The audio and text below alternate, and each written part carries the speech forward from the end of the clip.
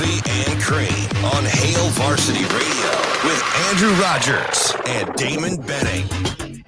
Ozuna meets that with extreme brutality deep to left field, and the Braves tack on two more. A home run by Ozuna, and it's 5-0 Atlanta in the 10th. Here's Garrett Cooper.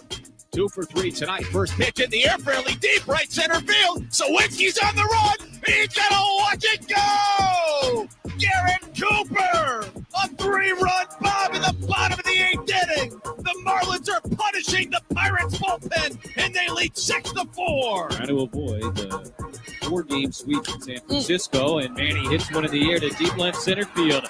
Johnson's going to go back, but this one going to go. Another 3-run home run. Sanchez in the first, now Machado in the third, and the Padres double the lead, 6-0. And he hung one. Did he get it? Did he get it? Yes, he did. Tommy Tanks walks it off. And the LSU Tigers will face the Gators in the finals. DB, Tommy Tanks. What a game that was last night. Coffee and Cream in the morning on Hail Varsity Radio, powered by Currency. DBAR, live from the H&H Chevrolet stage at Hail Varsity Club. I mean, let's start right there. A performance for the ages. I mean, you're watching that game, and the only thing on your mind is, this is the best College World Series game I've ever seen. 2 pitchers duking it out. From a pitching standpoint. 2 pitchers going at it. Paul Skeens, 9 Ks, 2 hits. You have Louder that, for some reason, LSU wasn't seeing more pitches early on in the game. I think he went through 4 innings at exactly 40 pitches, but, the total just wasn't running up as quickly as one may think. And he got yanked pretty early, in my opinion. Only on 78 pitches. But all in all, yes, from a pitching standpoint, of course. Offensively, not so much. But you can appreciate the pitching side enough to outweigh the offensive woes that we saw throughout the game. Because you knew, ultimately by game's end, this game had to finish with a long ball. That's it. I'm watching that thing, and I couldn't help but to think, man, Wake Forest, who had slugged their way through college baseball season. Oh, Wake Forest, you mean? Just couldn't find a way. Now, and I can't use Skeens as the sample because, the guy's 1.67 ERA. Yeah, struck out over national pitcher of the year. 200 batters in just 114 and a half innings, or a third or whatever. But their inability to kind of just come through in the moment what is kind of my takeaway, because I think we felt like LSU was explosive and we loved their offense and we wondered what was going to happen behind Skeens. That pitching, to their credit, has been much better in crunch time than I think. And it's not even the skeptics or the critics. It's just people that wondered, all that talent that they had to start this season with, it had been injured, and you missed a couple of hammers coming off the rubber, and they could never get comfortable. Now it's like they kind of have this thing going with how to use that staff. Now we'll see what happens against Florida tomorrow. But for all the talk about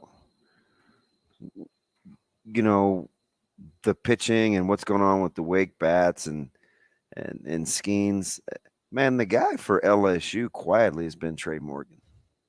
He's hit the ball.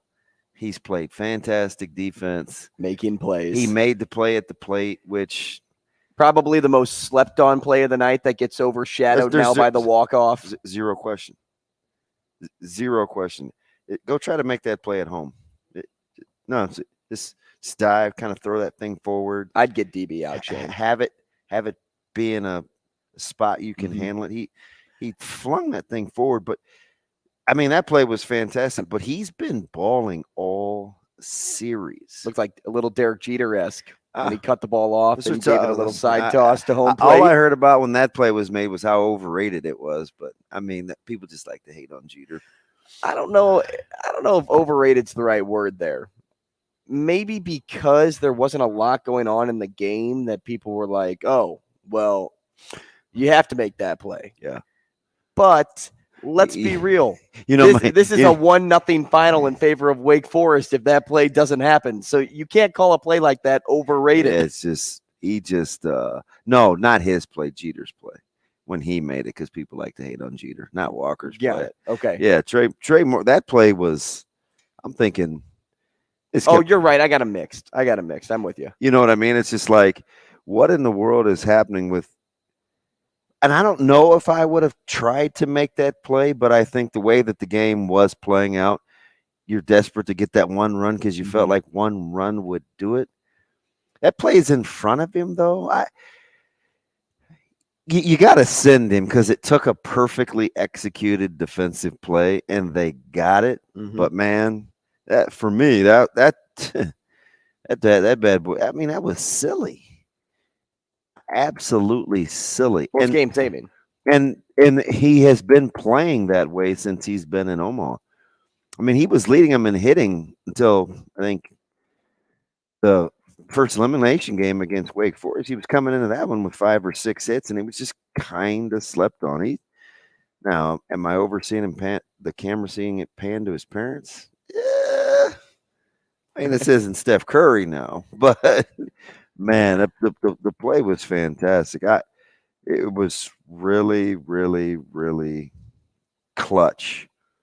And I think sometimes you just got to catch a few breaks to win championships, especially in a format like this. Well, and LSU caught a lot of breaks when Thatcher Hurd came into the game because Wake Forest was barreling up baseballs, and they were just going right in the direction of a purple jersey the entire time. I mean, you heard the cling of the bat, and it's a line drive to second base. You hear a cling of the bat, and it's a liner right to the right fielder. I mean, you put that ball 2-3 feet to the left in both of those cases, you're looking at second and third. And now all of a sudden, Wake Forest is pressing to get on the board and most likely would, because once you start stringing hits together like that, good things are going to happen. When you're stringing ABs together that are going the way they did, you just can't catch a break. Yeah, it is. Baseball is such a humbling sport. It is brutal. You can do everything right. You can hit that thing on the screws, and it's just not your night. And, Wake Forest will leave this thing. They'll be kicking themselves, right? I mean, you hit under 200. You're not very good with runners in scoring position.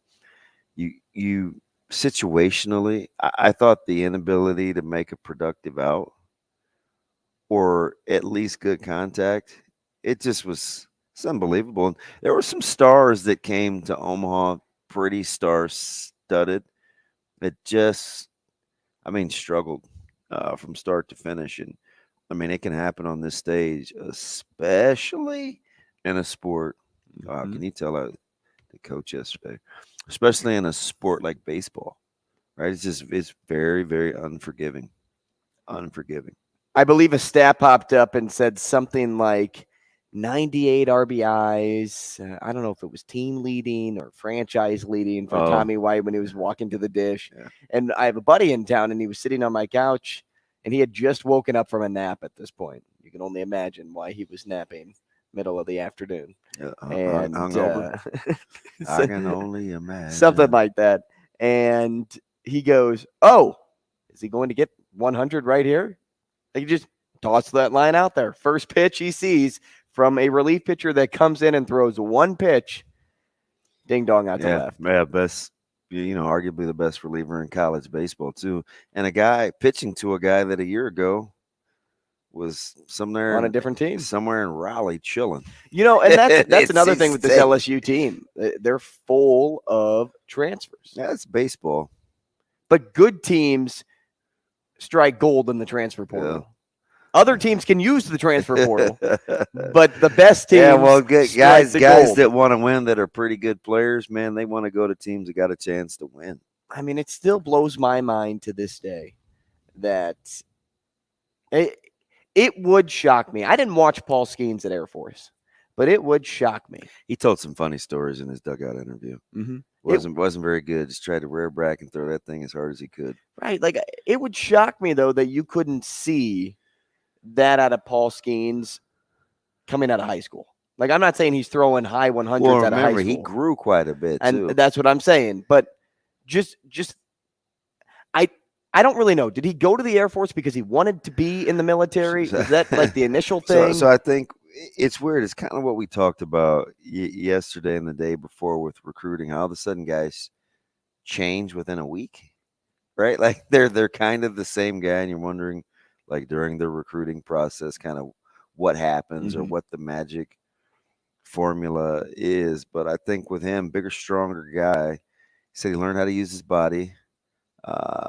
Talked a lot about how to rest, which I think is so underappreciated. Remember, Coach Rule talked about recovery and the best availability, or the best ability being ability. And, you know, why are so many of Nebraska's better players getting hurt? Right? When you went to that press conference and you're like, I don't get it. Like, we're talking about rest. No, I get it. Like, the body's recovery is big. And if people are into analytics and the recovery, like that's a big deal that a lot of programs that win at a high level really incorporate. How to keep our guys healthy. It's as big a part as anything that they do. Like if you're splitting a pie and you got 4 hungry people that are going to overdo it, 4 pieces. I mean, obviously the talent is one slice, the development is another, the training, which could kind of go into the development. You know, how to fuel the body. But the other slice, man, equally is recovery. And their guys have been available. And I think there's a couple of big, strong horses out there on the bump last night. I mean, those guys were dealing, but taking care of the body is a big, big deal. Especially in baseball. Yeah. And especially as a pitcher. You have to take care of that arm. Yeah. I think, you know, I mean, it's just, you know, LeBron talked about his longevity at his frame, and, you know, Tom Brady's talked about taking care of his body from a longevity standpoint. There's lots. Kobe was notorious. I mean, that play was unbelievable as we're taking a look at the replay. Just the accuracy and because he coughed up the one before on the drop third strike, the catcher. I just want you to try that at home. Just go dive in your living room from a target that's about 5 feet away, 6 feet away, full speed, belly down, and put that thing on the money. Mm-hmm. And then, as a catcher, swing your glove at full speed and try to hold on to that baseball. Yeah. It was a fantastic play, man. And it's just when Cruz got that little hanger that he put back in the closet, you're like, oh shoot. And that home run did kind of look like it went off the end of the bat, yet it went 20 rows up. Yeah. I mean, yeah, you like that ping, Shane? Yeah, Shane, what you doing? Ping? You just have that on standby? LSU's picked it pretty okay, too. Trying to protect some arms in the middle infield. Like, they picked it pretty well. Do you guys prefer the ping of aluminum or wood? I'm a wood cracker. So does wood ping? No, he said the ping of a bat or the... Didn't you say sound of wood? I think he said, ping of aluminum or the sound of the wood? No, you didn't say sound. I think he said sound. No way. I think he did. He said he didn't. I know he knows. He knows. I like the wood. I'm the cracker. The crack of the bat. Yeah. Oh yeah, for sure. Mm-hmm. For sure. Yeah, the ping may be overrated. Yeah, the crack. You know, you see BP and stuff like that when guys hit balls. Yeah, it's just pop. It's more of a pop. It sounds different. It's you know, Don, he says you think the coaching baseball at LSU might be a tad different than at the academy. Yes, Mitch. Probably. No disrespect to those guys out there at Fort Collins, but probably a little bit different. Yeah, I'm sure it is. Now they're raising money for a hitting lab to go with the pitching labs that not everybody, the very few have around the country. You were out and about yesterday after the show doing a little 7-on-7. How was that? You know, we weren't very good. I shouldn't say doing, coaching. Yeah, we weren't very good, but I mean, some encouraging things, right? We rolled with a very young guy at quarterback in Braylon Warren, which I think was really baptism by fire for him. I thought he held up reasonably well for a guy that has not been at the high school level. I mean, it's part of the process. What's on time, what's open. Defensively, I mean, we got to play better. I mean, offense wasn't, in my opinion, the problem yesterday. We've got to, and I mean, you have some 7-on-7 coaches. Some of these route concepts that work in 7-on-7, you will not see have near the success in 11-on-11. But I think the thing that our guys got to figure out in 7-on-7 is it's more about getting in the area than it is making the play in phase, right? When I say in phase, I mean, stripping a ball or breaking a ball or playing a 50-50 ball. That's not really it, in my opinion, in 7-on-7. 7-on-7 is getting to where you need to be in the windows, because guys don't have the fear of getting hit. So they're very casual being out in space. So you have to be in those windows. You don't have to make the play. You just have to be in those. Be in the right spot. Yeah, you have to be in those windows. And we'll figure that. We got a tough draw. I mean, we'll open. Continues today. Yeah, we got seeded, and I mean, probably one of the better 1 and 2 teams. But you guys are what, the 8? Yeah. So, if we get by Ashland, start calling you Oral Roberts. If we get by Ashland Greenwood, we've got Bellevue West waiting in the wings. So hopefully those guys will all be distracted by the 10:30 announcements. By the 10:30 wake up call on Instagram. Yeah, I've never seen anything like this before. Have you seen a similar thing like this? No. Where 2 guys are just going to do it in the same platform at the same time, but they're individually doing it, right? One's doing it on one's platform, the other's doing it on his platform, or are they combining? I would imagine they would want to split views. They'd be together, and they're going to be close, because I imagine they're going to be at. I don't know if they'll be at school, or maybe Coach Huffman will do them a solid, because Bell West doesn't play until 12:30. I don't think so. Maybe maybe they don't have to probably report until 11:15 or so, and then just shoot over to Millard South. Maybe they'll be in the locker room though. Yeah, that would be cool. I mean, yeah. So we're talking about McMorris and Hall. Yeah, I could see that. I could see at 10:30. I could see that being at the school. I don't use IG like that, but I mean, hey. Man, breaking down the story behind, as you said, Davon Hall, how one thing can change in a week, right? He's so funny. Yes, yeah. I mean, it's a lot. So it's a lot going on. I'm curious. I'm really curious to see. McMorris's case was very interesting these last couple of months, and people just, I mean, they think they know. We think we know. Really don't. It's a lot. It's a lot going on. The only thing I did know was how predictable the NBA draft was last night. Yeah. That was the only thing that I actually did know, based on mock drafts actually playing out the way that the draft played out. I got a little concerned for Grady Dick at one point. Why? Because he was wearing a backup dancer outfit for Mariah Carey's All I Want for Christmas I didn't Is You. think he had that in him. Does he? I mean, because we've seen him in gyms at AAU games. I didn't think he was drippy like that. Yeah, you should see him on social media. Really? See, I don't check him out like that. Is he like that? He's just kind of like, he looks like somebody that would show up on a street ball court wearing like a purple tie-dye hoodie and something else. Yeah, just go get like he's the guy you sleep on. The only thing I think that I wouldn't say surprised. I thought Jet Howard was a little early. But and I thought Cam Whitmore was late.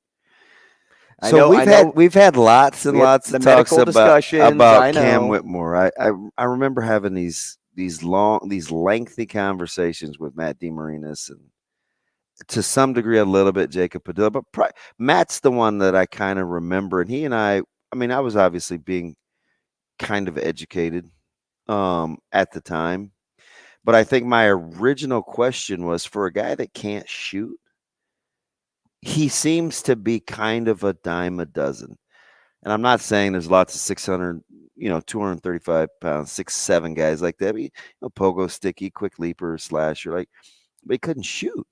So, you just kind of getting the backdrop on maybe what people were saying in comps. And I mean, Matty knows his hoops. But I just remember when I saw where he got drafted, the first thing I said, because I'm childish, I was like, I didn't like that guy either. But it's not, I don't think that they didn't like, because then you start reading and you're like, okay, I don't think it was the medical stuff as much as some people wondered how interested he was in hooping. Just really, it just did not. That's where your brain went. Well, I read two reports last night late. That they kind of question his aggressiveness and want to in his workouts. Seem kind of lax. Well, going 20th overall after being projected a top 7 pick, you don't have to worry about. You don't have to teach motivation now. You don't have to worry about that. But it's just funny seeing some of these guys. Like, I've seen the twins in the gym. Yeah. But you asked the question off air yesterday before we even got started. Like, man, how the G League, developmental league, just do this with developing guys in the draft? Kind of weird. And you saw international and G League dominate. Mm-hmm. Well, and that was predicted, right? And that's why I asked the question. Yeah. Because we knew that Wembanyama would go number 1. We knew that Scooter and the Thompson bros were going to be most likely in the top 5, top 6. Mm-hmm. And then you just started sprinkling in, another guy from France, and then, okay, here comes another guy from the G League. And all of a sudden it's like, okay, you look at the top 10 and 8 of these 10 players did not play college ball. It's just, I don't know if it was 8. It was pretty close to it.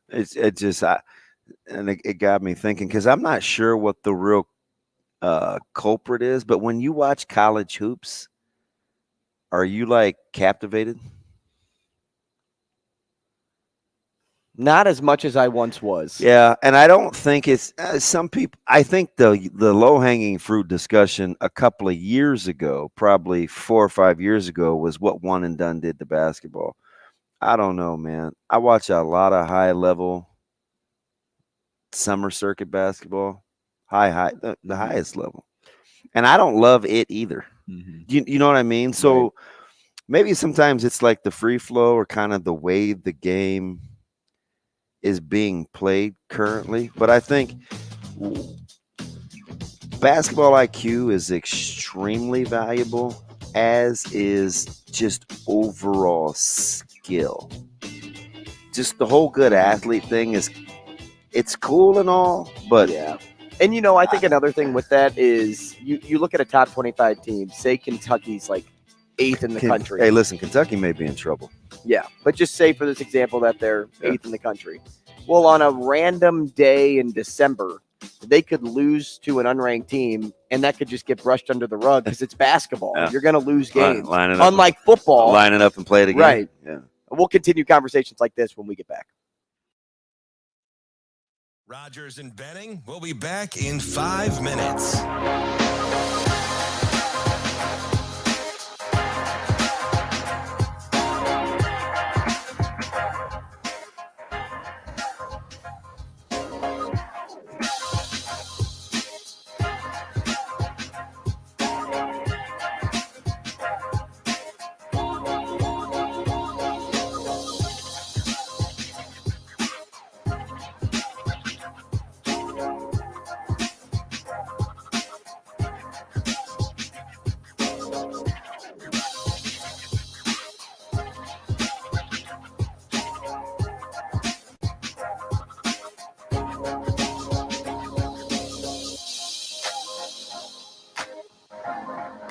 Anna Bellinghausen here with Jordan.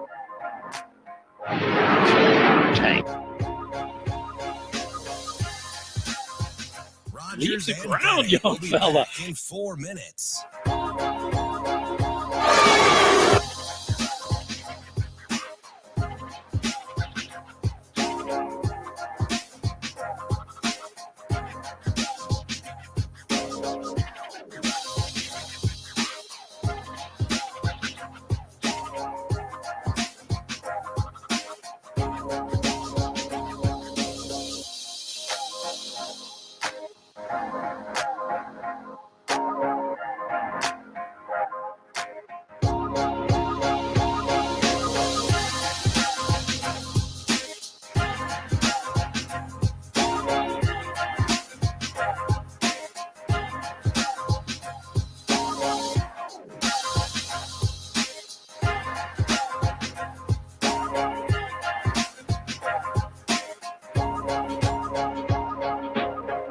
Rogers and Benning will be back in 3 minutes.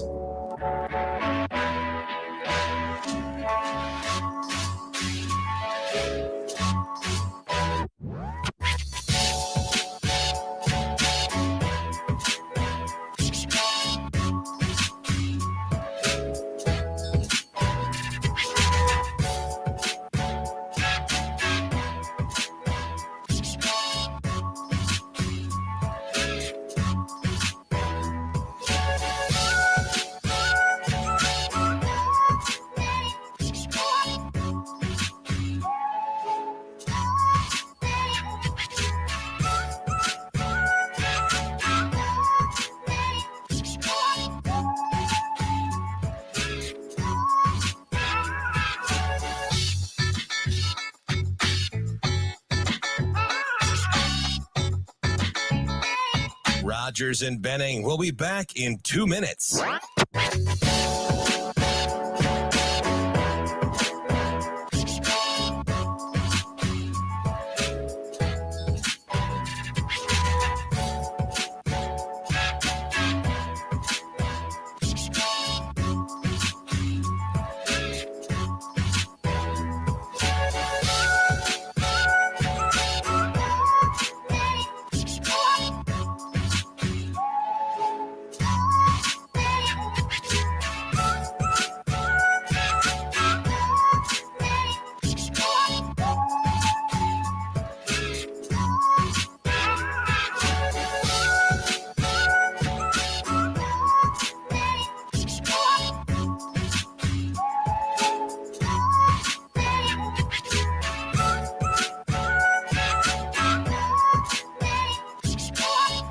Rogers and Benning will be back in 1 minute.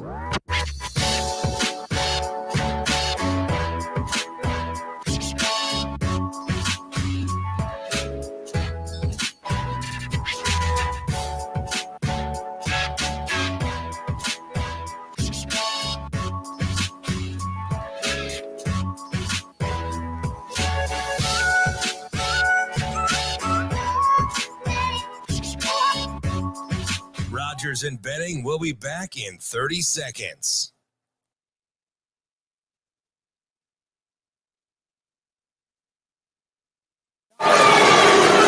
With the first pick in the 2000.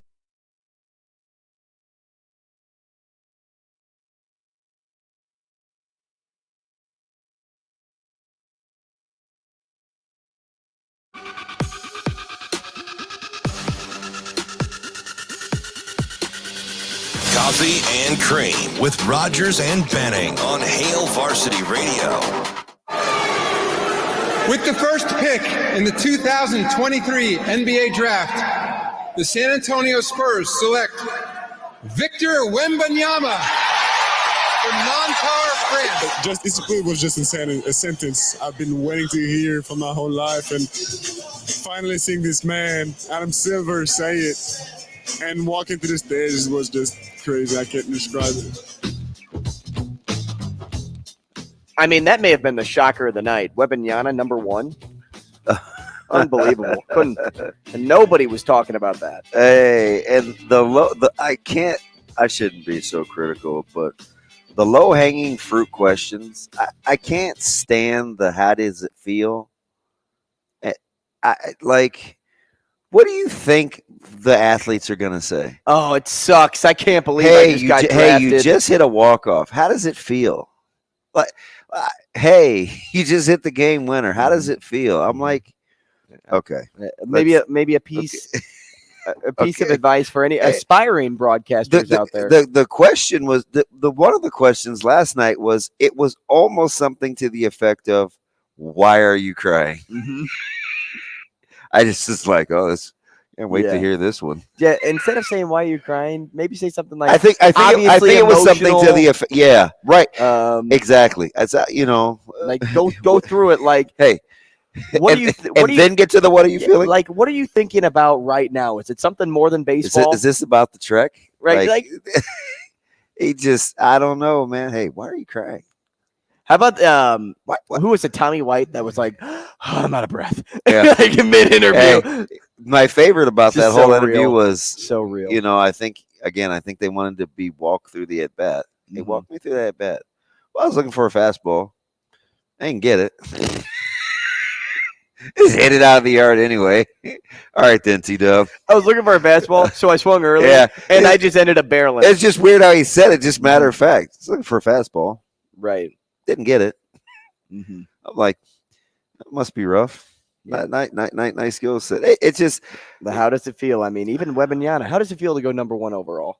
The thing about it is, though. I'd rather be number 4. What if you would have said that? Like, well, what was our 6-pack of questions, right? Would you not? Can good things happen with the second pick or something? I said. I think the question was, sometimes is it good not to go have the number one pick? Yeah. So I mean, if it would probably be the anti-Drew Timme or Sanogo or Council the Fourth or Oscar Schwebe. Timmy's a pro. Toppin. Mm-hmm. Like both. I don't know, man. And I get it. Oscar's stock wasn't ever going to be higher, right? So you just got to get it over with and start the process. But what happened in the draft with Kentucky and coming and going and who's coming back and who stayed, I think it's a glimpse into their future. Cal is in big trouble this year, which will be unbelievable because it goes back to that line in Batman, Shane, where either die a hero or live long enough to become the villain, right? Because you can't even if you're mad about only X amount of national championships, like he had your school on the map, visible, and it's not like forever. Listen, I get it, right? Kentucky forever. Kentucky's Kentucky. My whole life. Like, I mean, they've been on the map, but he kept them just in every discussion at the top of the sport, regardless of what was going on with the wins and losses. They could be an 8 heading into the NCAA tournament and be in the final. And still get the love for the pick. Oh man, Kentucky.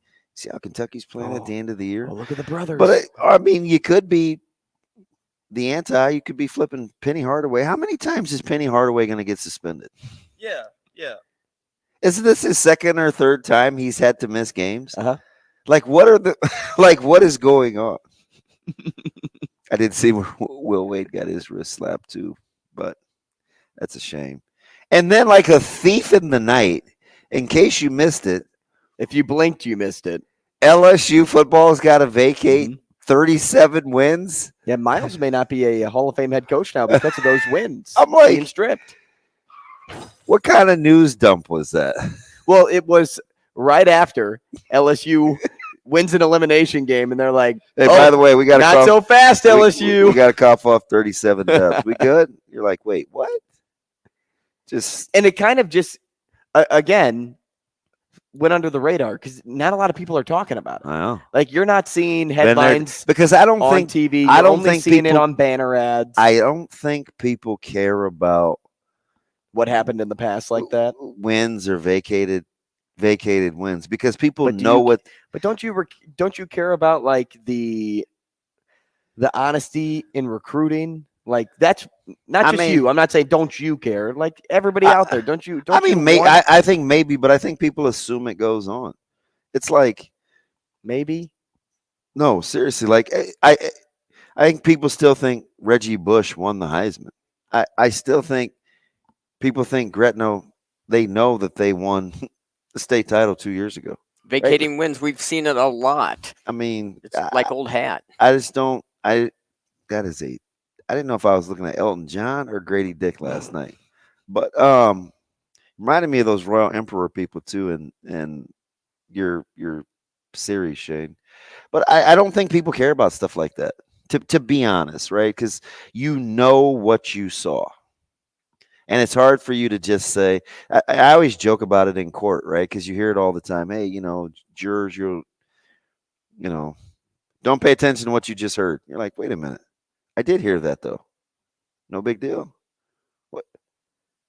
What's on, Your Honor? No big deal. But I heard it. So I don't know. I just don't. I don't think people want to know and get in the weeds like that. Some might, but I just don't think people care. I don't know. 37 wins. Does that mean like they weren't? Because you paid some money to a guy's father? It's worth 37 wins? We talk about rules, man. We talked about it yesterday. Hear my heart. Today. Hear my heart. I'm not saying that it isn't without consequence. I'm saying the punishment of vacating wins is for historical reference, but then you still have to go back and explain the story. Mm-hmm. Hey, why are those banners missing at Michigan? Well, so does that mean that the Fab Five, wouldn't you rather tell the story of what was going on with the Fab Five, or would you rather take away the wins and act like it didn't happen? Hey, what happened to Reggie Bush's Heisman? I mean, do people really think Reggie Bush didn't win the Heisman? Well, it all comes back to integrity, right? Because do people really want to strip Barry Bonds for having the all-time home run record over Hank Aaron? Well, Barry Bonds took steroids, but he played in the steroid era. So, you can use things with context all the time, but when it comes back to integrity, that's kind of the ultimate trump card. It's kind of the card that you played on me yesterday when we were talking about gambling. Like, hey, you're going to jeopardize the sport if you no, that's not that's not the analogy. The gambling analogy is really easy. It was not confusing. Murder cannot take down the league. Gambling can. The varying degrees of morality didn't have anything to do with my discussion. Nothing. That was a non-starter. I'm simply saying one draws the attention within the sport a lot more than the other. And there's only a handful of things that can cripple a league. And unfortunately, murder isn't one of them. Not from a moral standpoint, but from ultimately the game crumbling from within. There's just, you can't, there's not I don't know if you could name me another thing that could ruin a sport tomorrow, like an internal gambling probe. Okay. So integrity, though, is where I'm going with this whole thing. Yeah. And there's cases to be made with one thing or another, but especially in recruiting, yes, it's going to happen. Yes, there's going to be consequences. Yes, it's already happened. I think it's different though, a little bit. Like I remember we played against a guy when I was in school that was older than us. This guy, Beaupont, right? Played for, this is a ridiculous analogy, but I would give serious thought to what I felt like a competitive advantage was before it made me upset. Right? If a guy's 17 playing against 13-year-olds or 6 or 15 playing against 12-year-olds, I'm probably going to have it. I probably care about that. You know what I don't care about? I don't care if a guy is supposed to live on 108th and Ruggles and he lives on 50th and Q. Right? We're all the same. Those things don't bother me. Much like I don't care if Reggie Bush's parents had an apartment paid for, because I don't think that affected what my eyes see when I watch him win the Heisman. Mm-hmm. So I got, what I mean? Context goes into those situations. I don't care if somebody's parents at LSU got money. I don't think that. I'm not going to ask the 37. Well, I'll tell you what. In the spirit of NIL nowadays, you can probably get away with. Okay, they're at a crossroads with now. Some of these recruiting violations. Ultimately, in the meantime, we'll take a break. Rogers and Benning will be back in 4 minutes.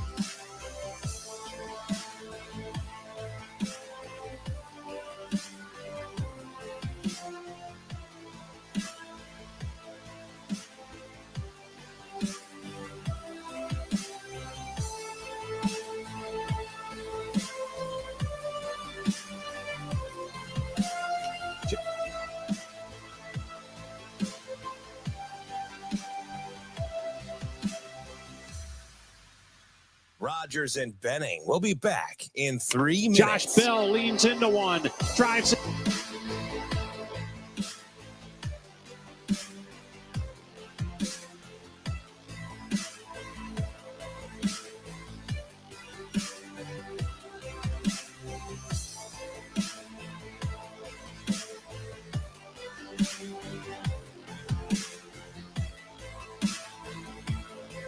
Guys, thank Brian Edwards for me. Here is Mike Schaefer.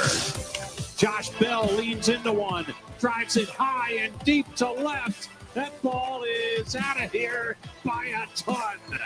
Home run, Josh Bell.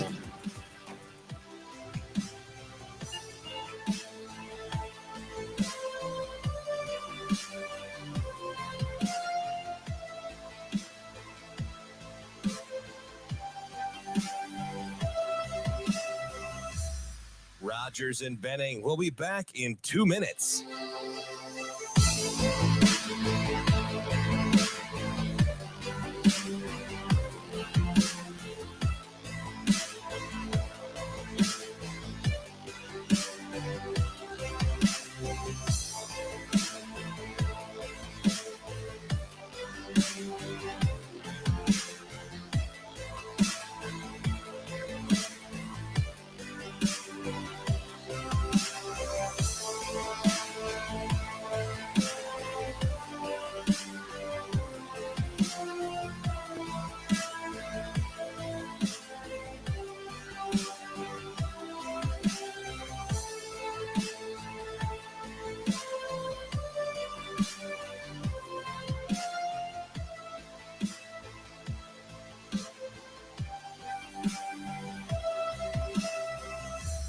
Rogers and Benning will be back in 1 minute.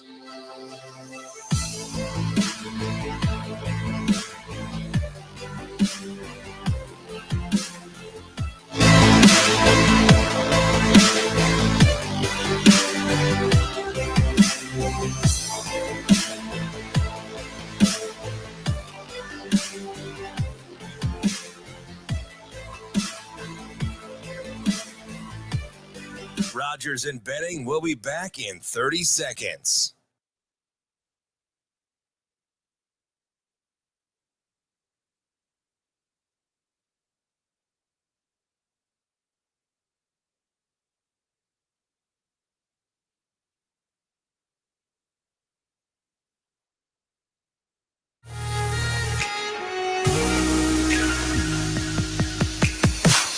Coffee and Cream with Rogers and Benning on Hail Varsity Radio.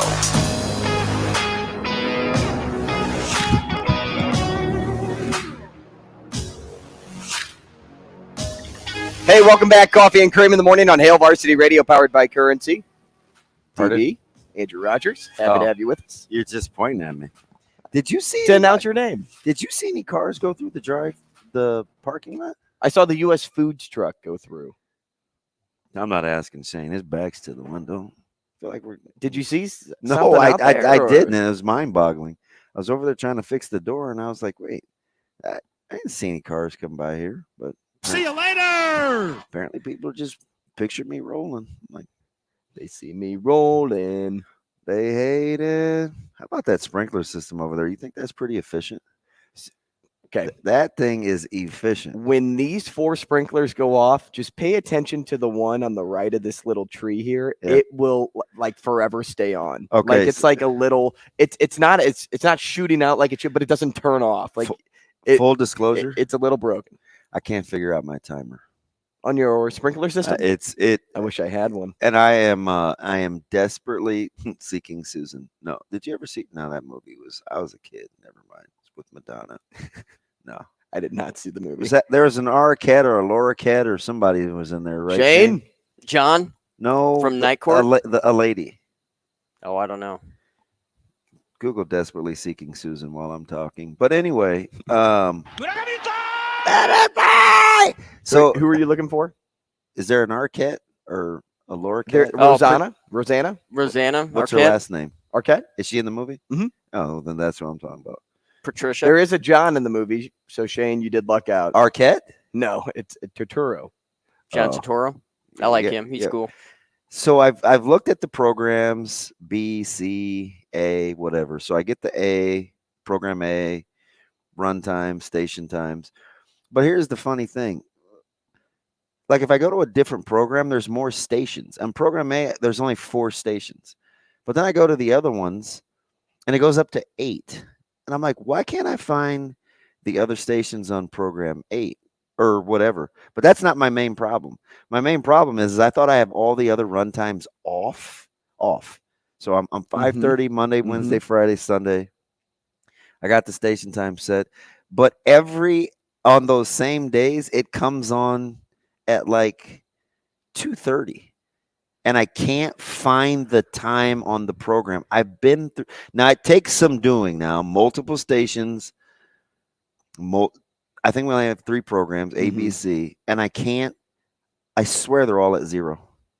So I don't know if it's an auto sensor. I need to turn that. But if I call the sprinkler person, it's like $80. And I'm not, and on sheer principle alone, and I do some dumb things. Right? But I don't know if I could pay somebody $80 and watch them hit one button and leave. You should contact the guy that you sent to me. Yeah, but because he was incredible. Why he was helping me try to figure that out? Why don't I do that? No, I know who it is. I know who that is. Contact him. He still couldn't believe that you had his number when I first. Oh, I know people. Was talking with him. I know somebody that has his number. He's like, wait, DB? DB knows me? And I'm like, yeah. I mean, he came passed along. He came along on good authority. I just if good people say something else, there's those people. He would have given me a solid too. There's those people that when they tell you to go get a guy, that they're going to steer you right. Oh, yeah, because you're not going to stick your neck out for somebody that you don't believe in, because then it ruins your credibility. And this dude has been taking good care of me. So when he says use this guy, I mean, it was voice, right? I'm listening to that probably, right? Not good dude. Right. Yeah, no, this guy that came out probably wasn't going to charge me anything, because we didn't really figure anything out. He figured out that my box doesn't work. And then we had to go to the actual units themselves and turn on the zones individually. By hand. So Vrzl did that the other night. He was looking for the sprinkler heads.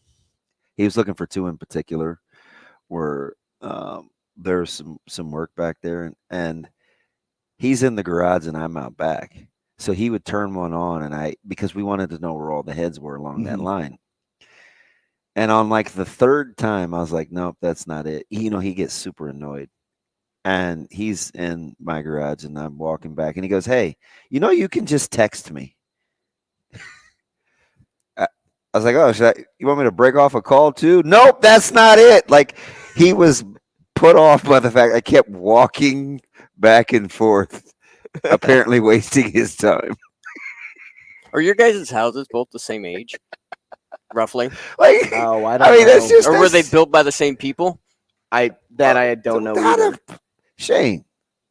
I only asked that because it sounds like you guys have similar problems. So no, I don't have. Next time Andrew comes, we have vastly different problems. Actually, I just don't know how to. I just don't know what's wrong with my timer. His system is so old, it doesn't work. Right, the heads are so buried. The grass and dirt and everything just grew over the heads that some just don't even come out of the ground. That's so sad. Yeah. Can you believe that? No. Because what this could have happened. You seem very hurt right now. Well, no. What probably could have happened, and this. You seem very hurt right now. This is owners before owners before owners that just didn't care about the sprinkler. Well, how long have you been doing underground sprinkler systems though? I don't know how long they've been around, but 70s, maybe 80s. Yeah, but this house has been, I think, passed down for a while. I bet it was built in the 80s. Probably a good guess. I'm not entirely too sure, but the box downstairs is so old that the 2 guys that I sent to come look at it go, I've never seen this thing before in my life. And I'm like, okay. And they're always young. They're always kind of younger guys. Yeah. Too. Well, this guy was in his 40s, so I'm like, okay, hey man. In my 40s. But that's what I'm saying. So if you looked at it, you'd be like, I don't know what this is either. But then we go out to the we go out to the zones and it's buried. Like we had to take a shovel and like dig to the box and then lift it up, and then you just see bats fly out of there, and then like some spider webs. Yeah, so you can't really do any. You can't do any renovating or digging in your yard until you know where those lines are. Mm-hmm. Yeah, Yep. that's tough. So I actually called a guy out to check it out, but it's expensive to put in a new system. Really expensive. I don't have that type of cash. These are so first world problems.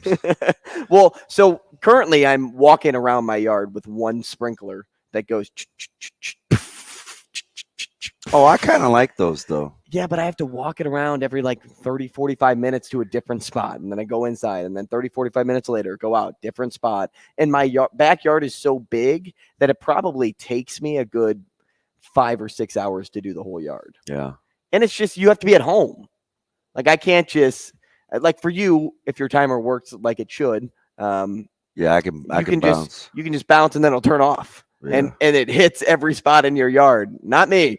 Like there was one time that I had softball one night and I forgot about the sprinkler and it just was going for 2.5 hours in the same spot. I came home and the grass was the dirt was so soft, the sprinkler was laying on its back and it was just shooting in the air. Total first world problems. Yeah, something like that. No, seriously. I know it is. Like I know people like heated garage floors. No, I don't have that. Or so and I can't laugh. Like the homeowner before me had a space heater in the garage, and it was fantastic in the winter until it blew a fuse. So I had my buddy come look at it, and he's like, "Yeah, it's probably for the part that you'll need. It's probably cheaper to just get another heater." Mm-hmm. He pulled it open, and I thought it was supposed to run all the time. Apparently, it's not. He's like, "Yeah, when you go over these, whatever the KWs are, the wattage or the whatever, it was not built. Things we don't understand. It was not built to run that long at that temp." So I stored that in the Rolodex. That will never happen again. Do you ever write things down on your units? No, but can I get confirmation on something? Yes. Can I get confirmation? You said no, and then you ended up saying yes. Yes. I just want confirmation on something. If I have to walk, let's say 60 feet, but you can hear my voice. Message. You can hear my voice, right? You don't have to see me. I can just say, yes, it is, or no, it isn't. Mm-hmm. Doesn't it take me longer to text or call? It would take you longer to text or call. Yes. Here we go. Yes, because you pull up your phone. I can't find the shovel. Oh, that's misspelled.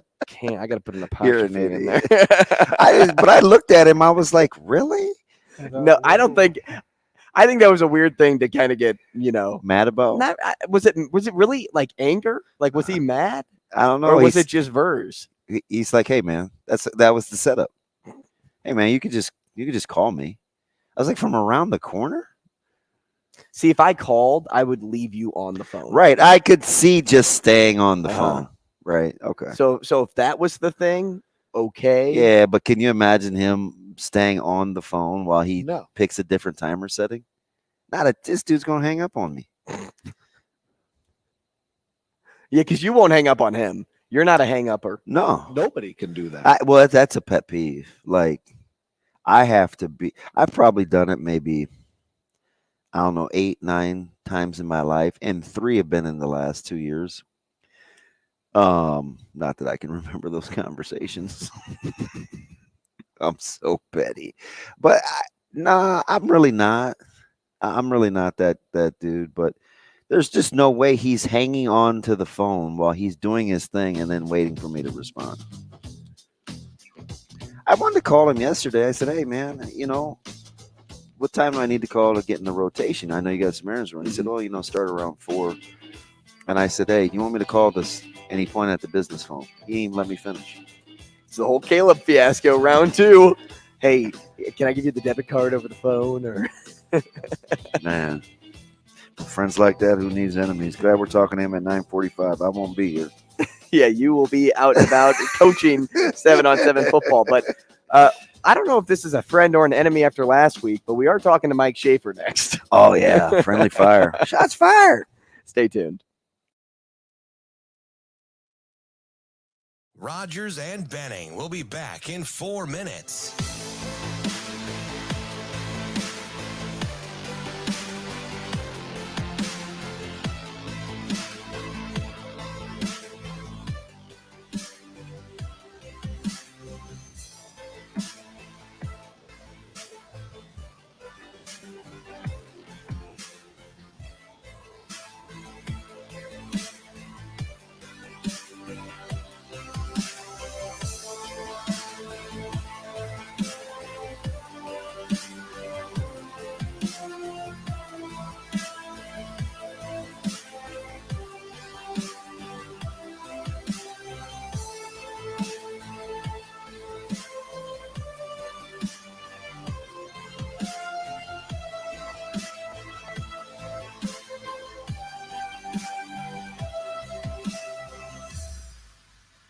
Rogers and Benning will be back in 3 minutes.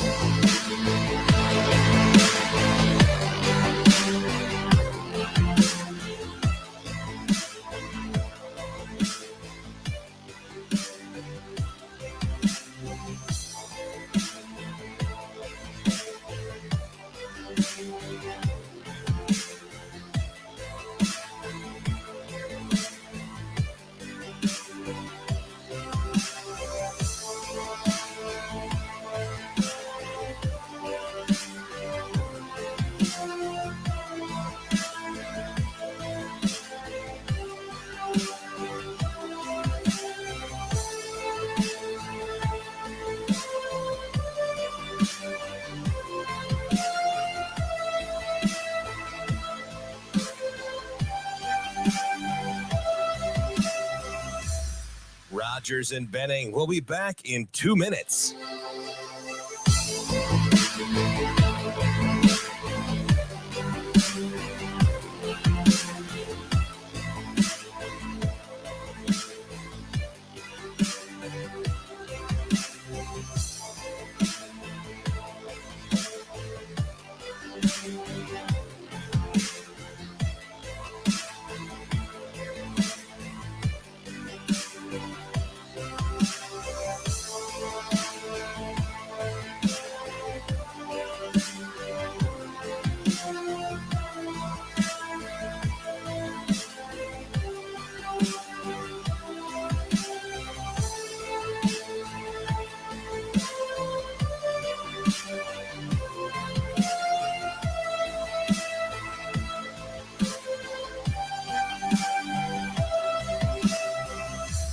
Rogers and Benning will be back in 1 minute.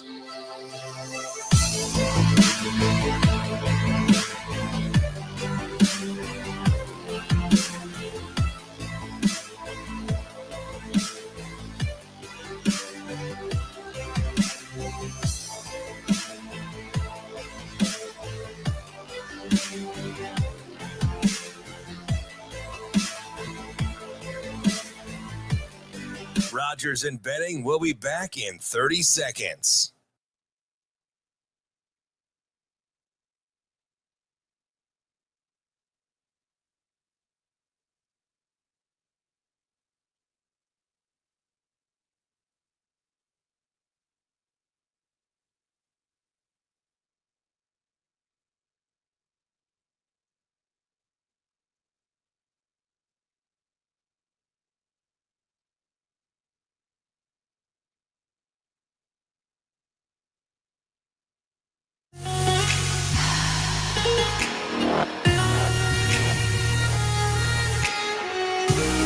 Coffee and Cream on Hail Varsity Radio with Andrew Rogers and Damon Benning.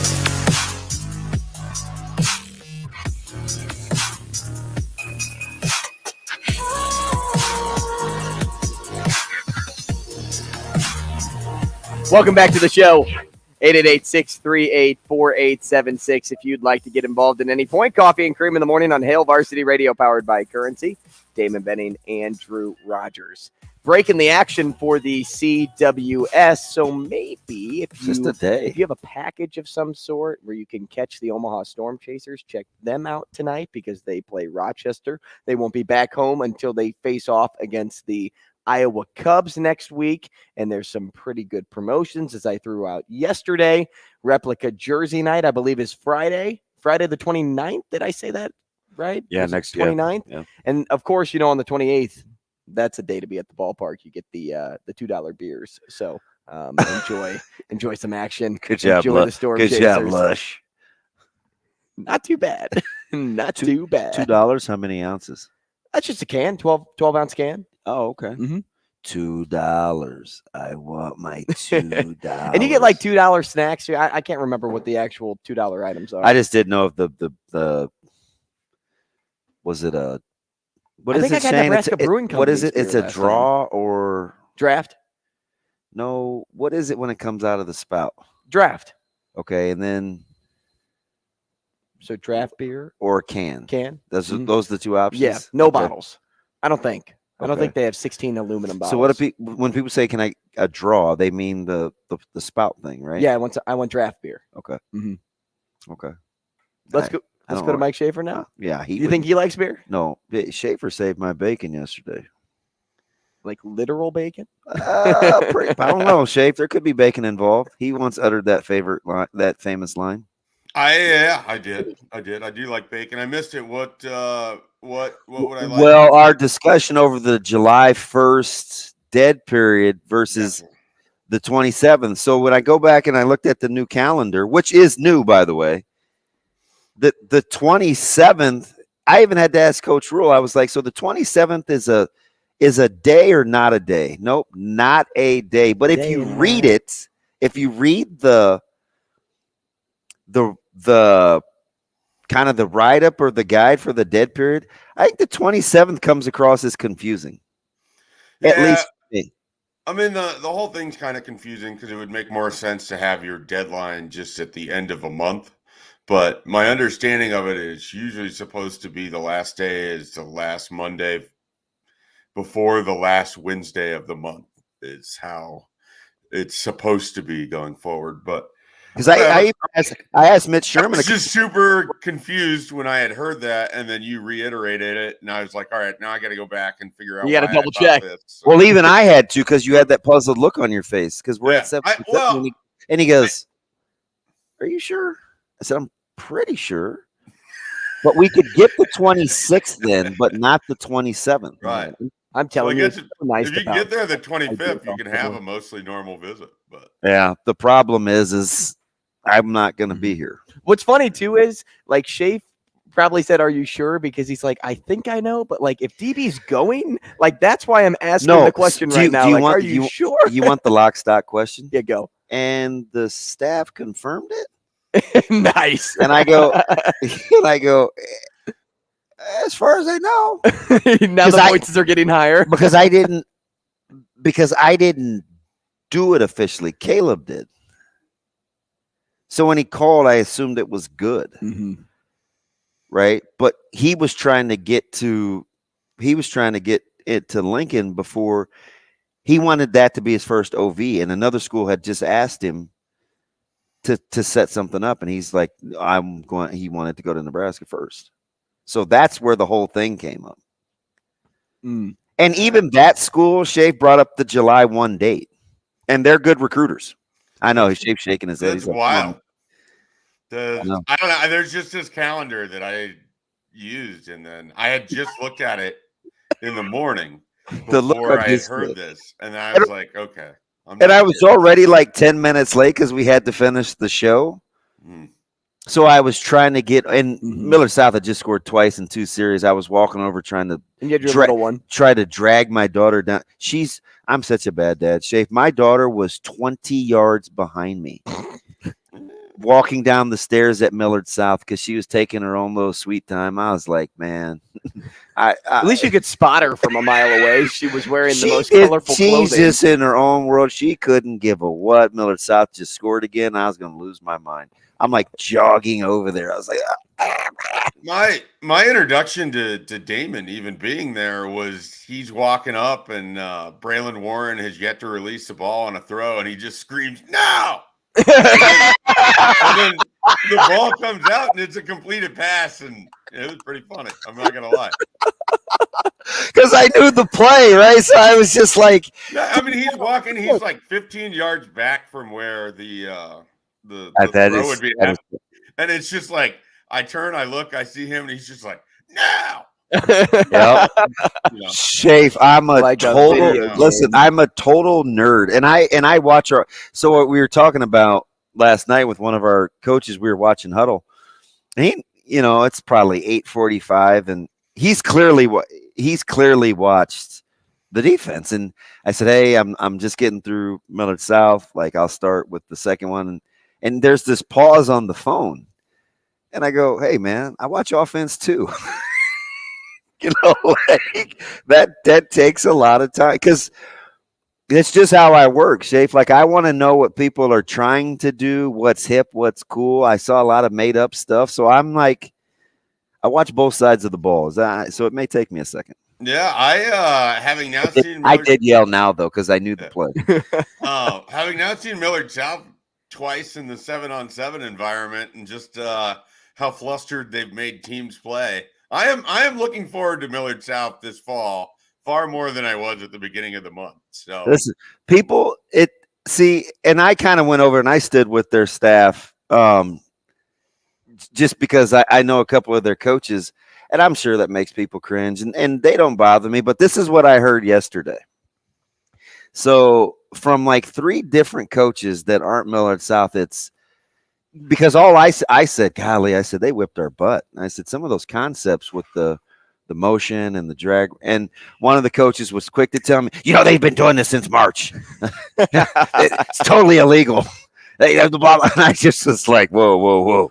Like, I don't know anything about rules and 4 or more or when you can gather. I do know that at school, but like, I don't know how it works. Like if you're playing in another 7-on-7, but I'm telling you, Shafe, they have embraced that role and they own it. It is them and everybody else. They have people rankled. I like it. You need that sometimes. It makes for a more interesting backdrop against everything. I wish I could remember the name. Coach's personality. Their running back. It's Noah Feller. I'm telling you. Yeah, it is Noah Feller. That's the name. Yeah, every time I've seen him, he just impresses me more and more. And his quickness, like in a 5-yard stretch, and his agility, really, really impressive. I mean, he moves well. If I saw him score on another wheel or a gut route against us, I was going to lose my mind. I was like, I don't know. So here's the one caveat to that: the way they run that, I know. I know. It's too flat. Their little short motion too with the drag guy, that's not going to happen either. But none of that bothers me. Play better angles. Well, I'm not trying to say that it's a bad thing. I'm just saying that come the season, they're not going to be able to do that. At the same time, I love the attitude. Like they thought they were the big bad yesterday before the game even started. Yep. It was chippy immediately. Yep. And I'm thinking to myself, this Mike Sautter Invitational, it's going to get, it's going to get as heated as the guy that it's named after. It's going to be great. Is that the unofficial name? That's the unofficial name that I just said on the event. Yeah, I'm telling you. You guys see him marching around these things. Like it's, he's just the king surveying his kingdom. I told that dude, I was like, hey man, get rid of the floppy hat and get some sun. He looked naked out there with that white polo. I'm like, do you come out or like what is going like Howie on? and bench warmers? Dude, he looks like the people in The Strain. I'm like, are you good? But anyway, so big announcement coming up at 10:30. Safe to say, I've never seen anything like this. Now recruiting's changed dramatically, but man, like all in on the production. Yeah, well, it is definitely different for around here. I was actually thinking of just how many times I've covered the same high school, having 2 guys going in the same, going to the same college potentially, and you have Davon Hall and Isaiah McMorris with that, and then making the announcement at the same time, and then obviously Daniel Kalen. So you'd have 3. Like the whole thing's just different. It's a different recruiting cycle all the way around. And look, Nebraska needs wide receivers. So if they're able to add both of these guys, and that's where the crystal ball is at for me at this point. I'm not entirely sure what other suitors are really out there for either. But that's the thing that Nebraska needs wide receivers. Like I don't say that in a mean-spirited way. They didn't take other visits. Their official visit to Nebraska starts after the announcement. It was a very curious case of their recruiting. Mm-hmm. Yeah, I'm with you. It's not like a shot. It's just the honest truth. So, but Nebraska needs wide receivers. So this is a good fit in that regard. I mean, these guys would have opportunities to compete in a very wide open room for 2024. I mean, I don't know if you really sat down and looked at it like a year in advance. You lose Billy Kemp, you lose Marcus Washington. There's really not a lot of production in that room if Isaiah Garcia Castaneda and Xavier Betts, if they don't make good on their second chance opportunity at Nebraska, then you're going to have to replace a ton of production. And so some of these young guys are going to have great opportunities in 2024. I mean, that's one of the big sales pitches for Garrett McGuire when he's trying to recruit this cycle. So if those guys are to pick Nebraska, and again, I expect that they will, their opportunity would be really big for 2024, just as it is for those 2023s that signed last cycle. Hey, do either one of you guys see a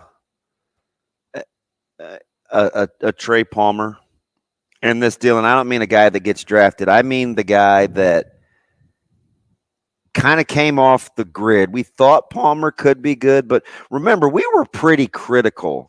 Oh, I was not critical of Palmer of never being a number. He'd never been a number one. Right. He had been benched. He played with the best. He had dropped passes. Mickey kind of downplayed his true receiving prowess. Right. We didn't see, and then he took over. We didn't see this coming. Is there a guy that's like that, Schaefer, for this year? I don't think so. I think Billy Kemp can be a highly productive guy, a high volume guy, but I don't think he's going to have that sort of over the top explosion. I think the other thing to remember is also the marriage of Casey Thompson with Trey Palmer with Mark Whipple, and Mark Whipple's offense is designed to kind of create these opportunities and to feed somebody like that. And I don't think they're set up to have something similar to it, but you still got to have production. Like there's not a Samari Toure in the wide receiver room right now. What if it's Betts? That would have been my guess. Here's why I can't do that. We haven't seen him really handle being a wide receiver week for more than 2 weeks. Yeah, I mean, and we all know the stories of what went wrong the first time. So I mean, it's a telling you though, it's different. I've got to see it. It's basically Gabe Ervin at wide receiver for me. A completely different scenario, but I don't care what it looks like in the spring. I need to see it in the fall. I need to see it week in and week out. And if Xavier Betts is that guy, totally changes how I feel about this offense. I'll tell you what, overcoming. I think that gives you a playmaker, and I don't know that they have one beyond Jeff Sims at this moment. I'll tell you what, overcoming the mental side of the game that Betts had to go through, he's just that in a good Ervin spot. had to go through. He looks good. I like hearing that. I think they've been fast forwarded just because they've been able to handle the so-called rehab of themselves, and how they can just balance football and their mental capacity. I get what Mike J's saying, right? Like, prove it. But that's true. Like, buddy, that's not just a Xavier Betts thing. No, I think with me, when I just look at what I felt like the demons were versus what he had to overcome versus where he is now, it's like monumental. The physical part for him is easy. Yeah. Right? Like that's just kind of how I look at it. I got asked this the other day, and I don't mean to slight the two guys that are going to be deciding at 10:30 or Cade Johnson or Keegan Johnson or whoever else, but for me, the best receiver I've seen from Bell West is Xavier Betts. I mean, he's from the combination of what he can do physically on the field to just like he just seems natural as an athlete in a way that most people aren't. So I think the potential has always been enormous. I just have to see it happen over like a month stretch before I'm really going to just be like, okay, I'm all in on this. I say this like I haven't had to do it, but if I had to game plan against any of them, I would take senior year Keegan, and then Betts. Not Keegan in his totality of his career, but whatever he did in the offseason from his junior year to his senior year, he was the best player on the planet. Betts was probably more dangerous longer. So I wouldn't die on either hill, but it's 1 and 1A. Plus, Keegan would play on the inside. He'd play on the outside. Well, they lined him up at running back. I mean, he was a special every guy. time he touched the ball, I swear he could score. He just was so violent with his running, and he's just mean and determined. Like he's tough, man. Yeah, well, and those two are completely different styles. They are. They absolutely are. I mean, they're completely different in terms of just sort of like their personality and aggression and everything else. I mean, Keegan's going to attack everything in front of him, or at least that's how he was in high school.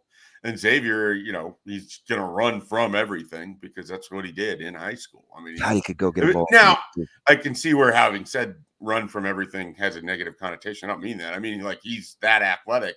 You don't have to be as violent as Keegan Johnson was. But, I mean, he was taking snaps as like a wildcat quarterback, running back type thing. Yeah. I mean, that's just a different mentality all the way around.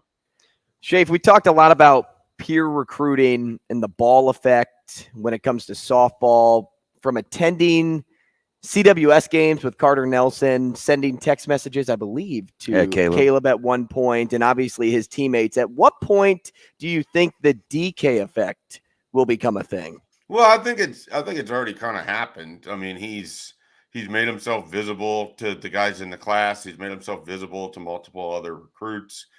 Certainly his relationship with Carter Nelson is a good thing, as Nebraska goes into a pivotal weekend here in that regard. I mean, I don't know that either Isaiah McMorris or Davon Hall would be strongly looking at Nebraska if Daniel Kaelin wasn't involved. I mean, I think given their other aspects of their recruitments, maybe they were, but I think that certainly makes it easier, especially for McMorris. I think that relationship is really tight. And I think we're going to see it kind of grow from there. I mean, even just stuff like he was there when Stone Saunders was throwing a few weeks ago and introduced himself and everything else. And Stone Saunders mentioned that. He thought that was pretty cool. So I just think that's who Daniel is. And it's not an act. It's not like that's just how he is. He's a pretty friendly guy. He wants to be as helpful as he can for Nebraska, and he wants to win football games. And, the fact that he's now an Elite 11 quarterback that's going to stand on its own when he's talking to these guys. And there's people that Nebraska isn't going to get this time around that are going to have spent time around Daniel Kaelin, that if they go into the portal in a couple years, they're going to remember that. And I think that's going to be helpful too. Hey, Schaefer, when you're taking a look at, I think you kind of started this with the not guys being in the database and, big recruiting weekends. You're the first guy that talked about Prude. Now these guys are in the fold, right? Donovan Jones and Prude and you've combed the Kansas area at Seaman. And when you're looking at the response, whether it's your message board, whether it's in your recruiting circle, your sphere, is it in rule and staff development we trust, or is it, I'm not sure. It's both. I mean, I think you have the people who are always going to give as much leeway as possible to the head coach and what he wants to do. And then you're always going to have the people that, need to see it happen. I mean, I find myself in that second camp more than in the first because need to see it happen. Well, I have not seen a recruiting class like this where it's mid-June and you're taking guys that you don't have to beat anybody else out at the Power 5 level or even at the FBS. Why do you have to say it like that, Shay? But, I mean, honestly, like, that's that funny. And I feel like I've been hammering this, and I don't mean it to be that much of a criticism, but we just haven't seen a kid like Braylon Prude be a commitment in June. Like there's, this is a guy that's in Texas. He's in the most football crazy state in the country. and he's not getting recruited by schools in there. And that's not to say that he isn't a good player. It's not to say that they can't do their own evaluations. It's just that for this to happen in June, they have to be super, super sure of what they're doing. And they absolutely, they are, but that doesn't mean that it's going to work either. And so, it's been unusual to see them kind of fill up on guys where it's largely just they've come to camp, they've worked out, they've received offers, and Nebraska is recruiting against schools that you expect that they wouldn't be recruiting against in June. And I'm not trying to take away from what these guys have done to earn their offers. I'm just saying we haven't seen this with Nebraska recruiting. That doesn't mean it can't work, but I also have a tough time believing that you're going to roll the dice and it's just going to come up for you perfectly every time for these people that haven't been recruited at large by, an industry that widely, it's hard to be under a rock anymore in recruiting. It's hard to be a hidden gem. We've got a great example of that in Nebraska, where Carter Nelson plays for 8-man football in a town that people in this state haven't even heard of. And he's a national recruit. So it is hard to stay hidden and to bet on that many kind of unfound gems is a unique strategy. And we'll see how that pays off. But for it to happen in June just seems even more wild to me. So, Schaefer, safe to say then that you are feeling more comfortable as a recruiting writer, knowing the names coming to campus this weekend over the names that were present over the last 2 weeks? Yeah, there's definitely that aspect of it. It's more so for me, it's just trying to figure out how this whole thing sort of works. Every coaching staff has their way about going about recruiting. They all have their stuff. And if there's nothing else that I've learned, the best thing that you can do for yourself with this coaching staff is be in track. The next best thing, show up to camp. They want to see you work out. And they're willing to take chances in ways that previous coaching staffs I don't think were. And that can be a really good thing. But I think a lot of it comes down to they want to see if you're a track athlete, and they want to see, they want to see you work out. And they really strongly, and this is apparent by all measures, very strongly believe in their system of coaching and development, because they are just, in my mind, taking athletes under the belief that they can make them football players more than they're taking football players and trying to make them athletes. It's a different strategy, and we'll see if it works. Yeah, I look at guys like, Quinn Clark, who I liked Schaefer and Bricks out of Logan Magnolia. And when you're looking at this, and I know I can hear the music, when you're looking at their confidence versus the offers, is this one of those times of the year, or have you never, where you don't look at who else is offering players to gauge, prowess? Yeah, I don't think this staff does, and that's all the credit to them. They do all their own evaluation, and they have their own feel for everything. And it's for us in the analyst industry to do more of the analyzing of who's got what, and but that doesn't necessarily mean every offer is committable and everything else. You want your staff to be confident in what they're doing, and this staff is. So that's a great start. It's just I'm going to need to see proof, as I am with everything. Schaefer, and I think it's fair to be skeptical. Yeah, it is. It is. Mm-hmm. Schaefer, we really appreciate the time this morning. Enjoy, the rest of 7-on-7 and recruiting this weekend. We'll talk again next week. All right, guys. Have a good one. Sorry, Shane. It took so long. You're good, Mike J. After the break. Rogers and Benning will be back in 5 minutes.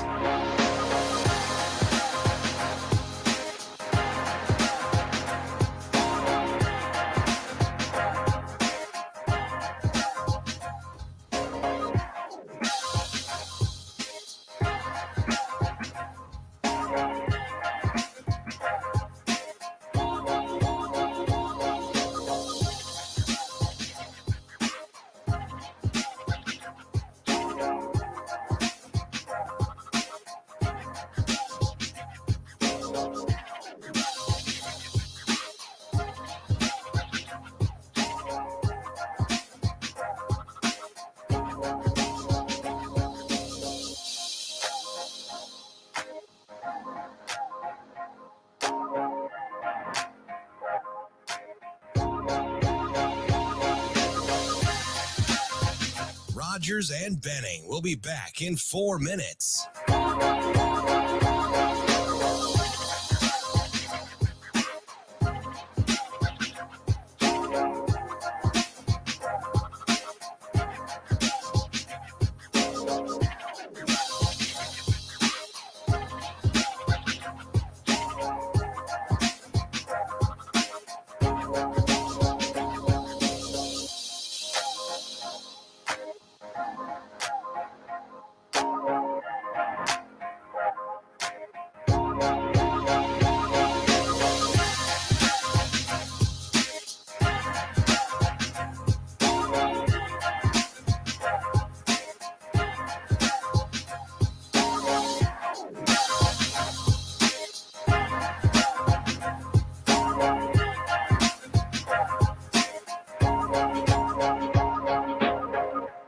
Rogers and Benning will be back in 3 minutes.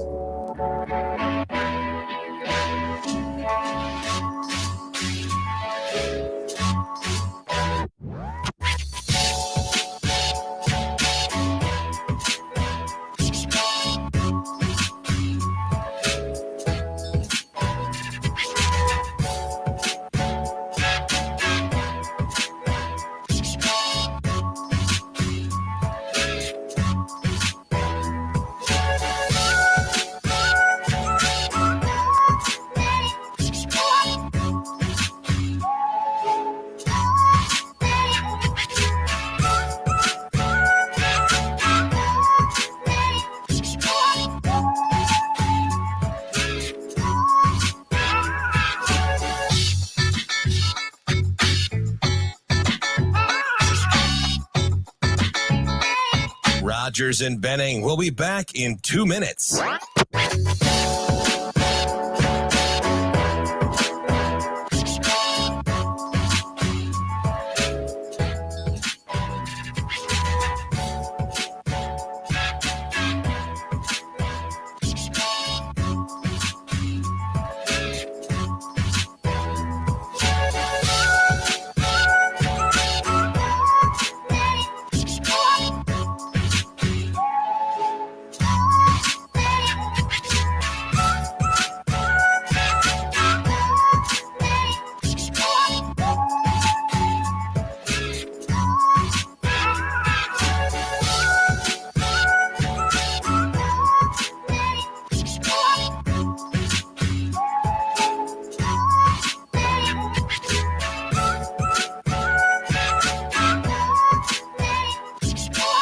Rogers and Benning will be back in 1 minute.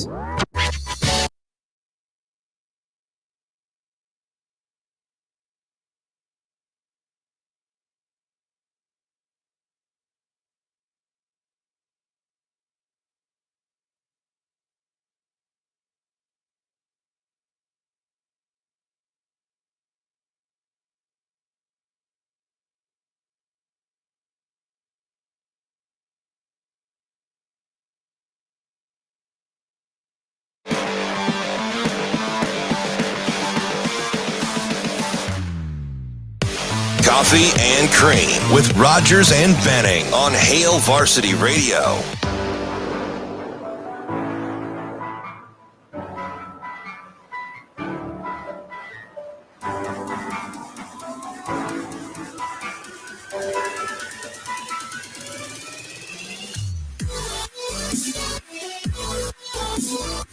Hey, welcome back to the show. 888-638-4876. If you'd like to get involved at any point, you have a question, you need an answer, you call us here at Coffee and Cream, 590 ESPN Omaha on the radio currently. We are live on Twitter and YouTube, the Hail Varsity Radio and Hurrdat Sports YouTube pages. We appreciate especially Ken commenting on the show today because he's the only one in our comments. Well, that's not true. Thomas did comment in at the beginning, Shane, and did say you did not say sound. That does not ping, sound. You said ping of the wood bat. Yeah, that's not something that happens when the ball meets wood. No. That laughter, though, that doesn't sound like DB. I am not DB. Oh! Famously. Whoa! Where did he go? No, Ravi's in for the last hour and a half of today's show. Ravi, good morning. How are you, man? Oh, I'm good. How are you? Like, really? I think that's the better question because you had an operation done recently. I had an eye surgery. Would that be considered operation? I mean, I guess. I think anything they do where they cut anything on anything that they bring the scalpel out on. Which I guess I don't think they use a scalpel for the eye necessarily. Cutting out your eye. Yeah, no, so the surgery itself is not bad. He just comes right No, I kept it quiet, DB. It's quiet. Nobody said anything. Yeah, I just said Robbie's in. Look, it's just a little switcheroo. I'm just waiting for you to get into your car so you can listen on the radio when I say it. It's unbelievable. There he goes. No, the surgery is not bad, but when you get your retina fixed, you have to be face down for 10 days after surgery because they put like a bubble in your eye. Okay. and because they can't do sutures, they can't do stitches. So were you laying like on a massage table? Yeah, so I had to, because I had the right one done a couple years ago, so I already had the massage table. But yeah, you just start like laying face down for like 20 out of the 24 hours a day for 10 days. That part is brutal.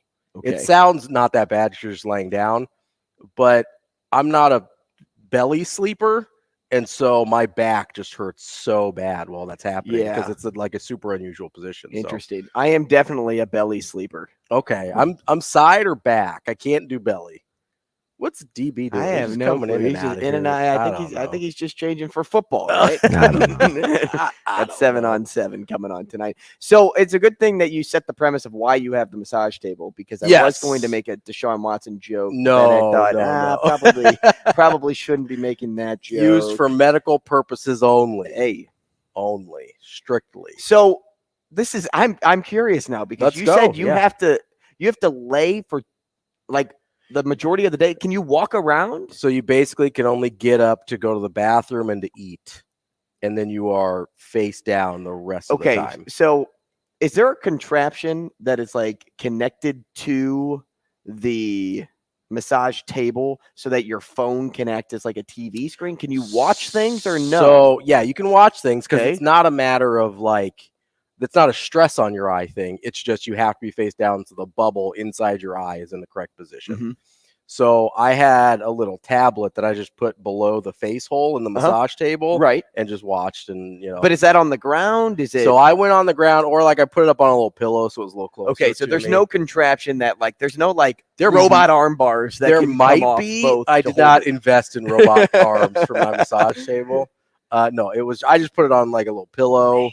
Knocked out The Last Dance again. Dude, I don't know if I could do that for 10 days. Like we've talked about, like, it's rough. Can you know how Aaron Rodgers went into hiding and then he was in darkness, his darkness retreat. Yeah, and he was there for what, like 3 days or something. And I'm like, I think he was supposed to be 10, and he's like, I'm good. Well, and I don't know if I could last a day. Oh, I couldn't do a darkness retreat. No, that'd be terrible. Right. So that's kind of like what I'm thinking about with you. Like you're kind of in your own darkness retreat. Kind of. Like you have a little more freedom because you can watch things. Yes. But you're limited to activities. Oh, and I feel like if I'm limited, I'm going to be miserable for those 10 days. You get it's not fun. It's you get pretty stir crazy.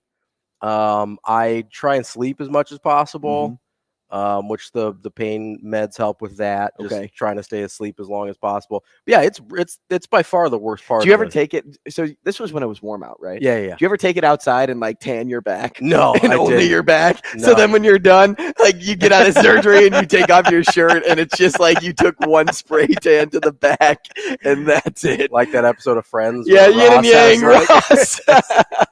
When he's too tan. Yeah. And then he had to even it out. Yeah. So then you had to lay, with your belly up for the next 10 days. I didn't go tanning. I'm naturally, a little bit darker. So I did you at least get a massage at all from your wife while you were in pain? She did rub the back a little bit because it ends up being pretty painful on the back, just being in the same position all the time. Right. Especially when you're not used to it. But yeah, it's by far the worst part of it. So I'm hoping, cross my fingers, we don't have to do that anytime. So is it laser eye surgery? Is that what you did? So it's a retina reattachment is what it was. I've got that sounds gross. Yeah, it's not great. I'm type 1 diabetic, so I have diabetic retinopathy. And so sometimes the blood vessels in the eye kind of cause the retina to detach a little bit. And so I had that one, like I said, I had the right one done in 2021 and the left one just this past month, I guess. Is that the first time you've ever had to have something done? I mean, I've had surgery before. Well, I meant on the eyes. Well, so they do treatments, like I'll get injections in my eyes, which is as unpleasant as it sounds. I don't even like needles in my arms. And then they'll do like a laser treatment that I'm awake for, which is also very unpleasant, to be clear. It's like, it feels like you're getting tased in the eyeball is what the laser feels like. It's not great. The injection at least is over super fast because they're just like pop, done, you're good. Do they numb you? They numb the eye, but it's still like you can feel the pressure of a needle going into your eyeball. So it doesn't hurt. It's just incredibly unpleasant. But the laser hurts. They can't numb it enough to make it not feel like you're getting tased in the eyeball. I should not have eaten. You seem very that hurt Cinnamon right Toast now. Crunch this morning. I was gonna say you're the one asking questions. I know, I'm just... but see, this is the problem with me. I get uncomfortable, like I kind of get But queasy. you like are curious. But I ask so many questions because I just want to know. Like my sisters watch Dr. Pimple Popper on TV. Yeah. Can't watch it. Yeah. I can't. I absolutely can't.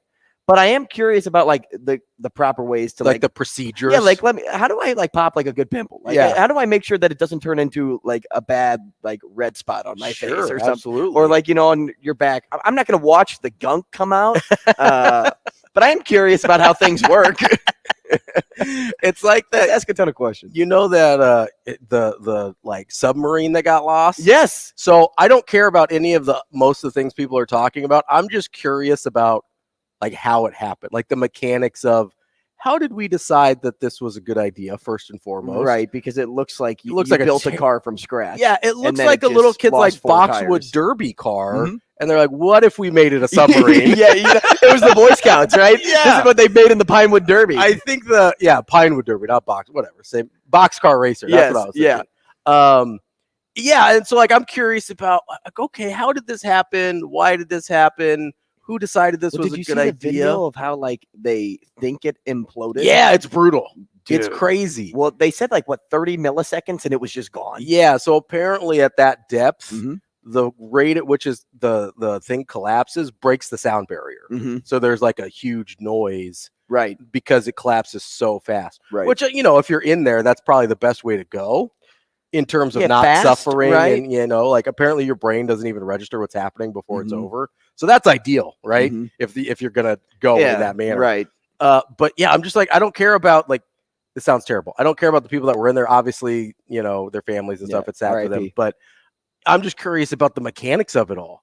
So it's kind of like you. Like I would never go into the ocean for any reason. Basically, I like to have my feet touch the bottom. If you for sure touching the bottom, and my head needs to be above the water. Correct. I'll go like collarbone deep, and that's about it. Yep. So I like to kneel in the sand. Yeah, like I have no interest in exploring any shipwrecks or anything like that. I will say snorkeling's fun. Like in clear water, it's fun. But I would have to. I'd consider it, but I'd also still need to like be pretty grounded on the land there.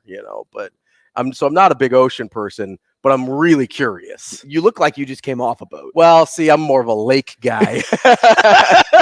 That's also a place where you can't see the bottom, and there are some monsters. Well, I don't plan on going inside the lake. I plan on staying above the lake. Yeah, just letting the wind just floating along. Go through that mane of a hair that you got going on, or maybe like through your beard hair. That's right. Yeah, something like that. Just getting those yacht vibes going. You do seem like you'd have a yacht. Well, it's not a yacht. It's like a 26-footer. It's a 26-footer with its own bathroom and a TV. Well, it does have a bathroom. It doesn't have a TV. If it has a bathroom, oh yeah. Does it have a sink? Yeah. Does it have like a little mini fridge and maybe a seating area? Yeah, it's got a seating area. It's got a place you can sleep underneath. That's a yacht. We'll take a break. Rogers and Benning will be back in 4 minutes.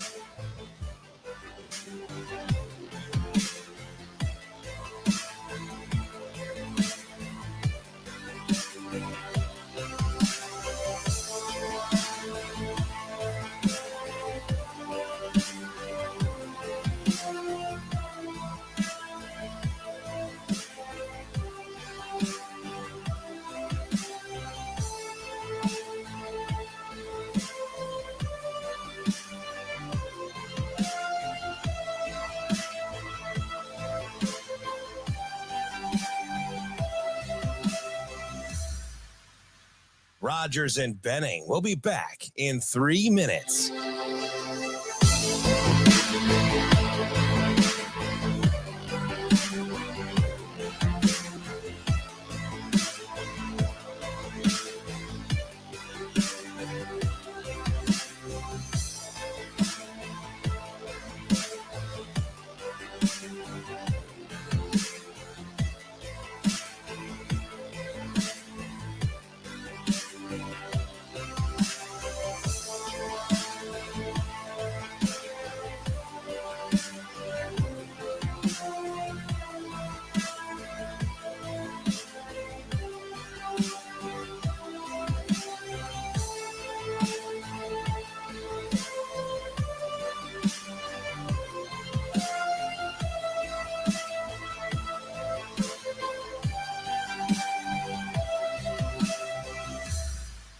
Rogers and Benning will be back in 2 minutes.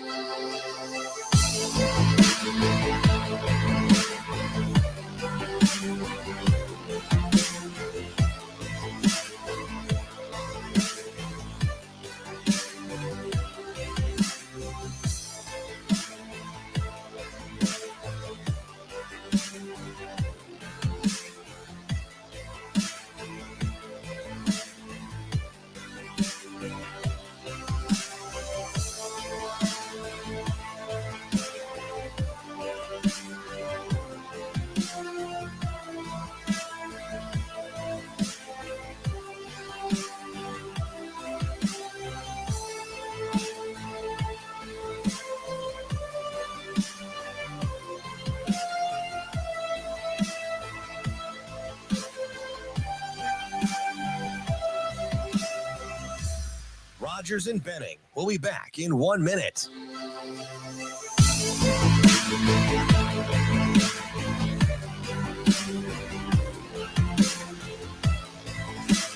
Coffee Radio. Go to Gators in the next 10. Sounds good. Done.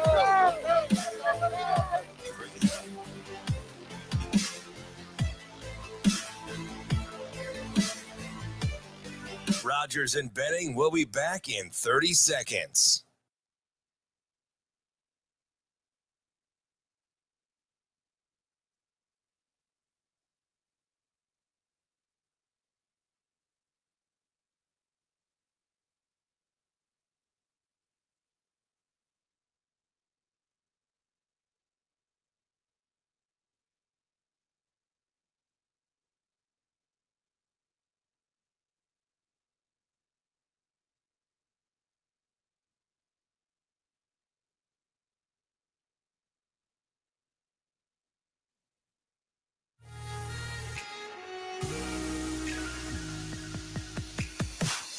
Coffee and Cream with Rogers and Benning on Hail Varsity Radio. Go to Gators in the national championship. Sounds good, doesn't it? Yes, sir. Let's go. Gators. Let's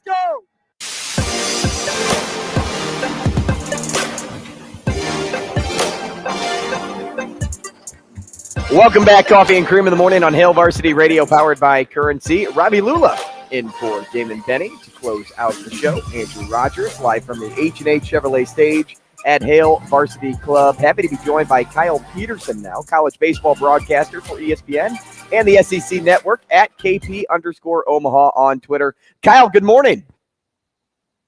Good morning. How are we? Hey, we are fantastic. Hopefully you are as well, coming off of that game last night. Where does that game rank for you all time as best game you've ever been on the call on? I mean, I can't remember what color my bedroom is, so I'm not very good at just like going back and putting things in historical perspective, but that was as much fun as I've ever had doing a game. And I'm a little bit pitcher biased, not a little bit a lot. And so those tend to go up a little bit more. But when you've got, how many guys pitch? 5? I mean, all 5 of those guys got a real chance to pitch in the big leagues. 2 of them or 3 of them like, have a chance to make generational wealth in the big leagues. There's just not a lot of nights that you get that. And there's also, you know, we come on the air and we get 2 minutes before we go to break when we start the show.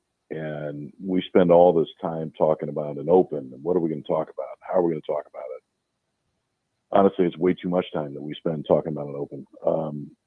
And then the game actually is better than we set it up to be. And usually the case is that you come on and you talk about all the things you think are going to happen and then they don't happen. And this one was, hey, you got 1 against 1. You got best against best. And it was best against best, and it was awesome.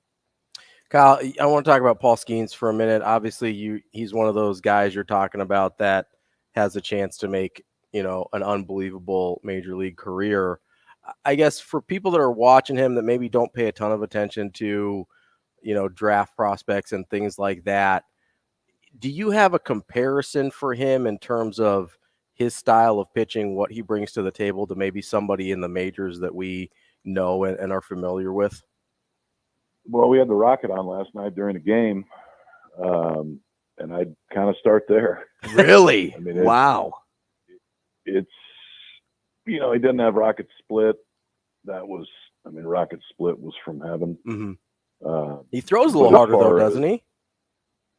Yeah. I mean, the first game that we had Skeens, he threw 46 pitches 100 miles an hour or harder.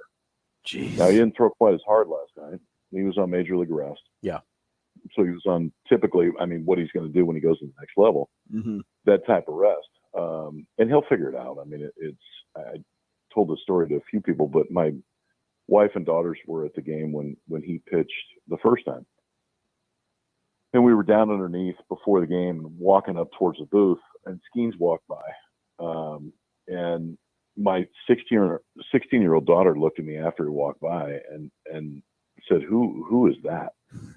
Like, physically, you don't see people like that every day. Right. I mean, he's 6, whatever he is, 245. I mean, he looks like a middle linebacker in the NFL.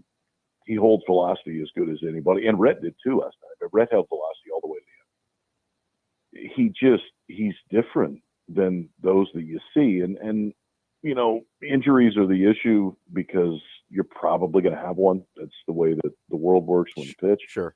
But man, you take that aside, and there's no ceiling for him.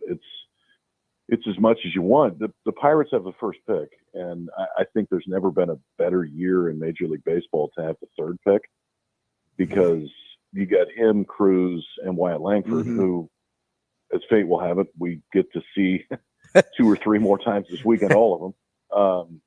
And you take any of them, like all of them are, yep, that guy should go first, that guy should go first, that guy should go first. But as a pitching dork, man, the guy going into last night, and I don't remember how many he struck out last night, but going into last night, he had 19 walks and 200 strikeouts. So it's absolute elite stuff, as good as we've ever seen in college, with absolute elite control, as good as we've seen in college. He's a unicorn. At what point, Kyle, did you say to yourself that this game is going to be decided by the long ball? When you watch the swings all the way through, I mean, if you go back and watch that game and you look at the swings that were taken all the way, to some extent, up until the point that Cruz singled on the hang and break ball on the 11th. I mean, that was like a really offensive swing. And there were a few, but I would say up to that point, there was probably 3 or 4 balls that were hit hard the whole game. Then Cruz gets a hanger, and if he gets under it, it's over then. But he hits it to left.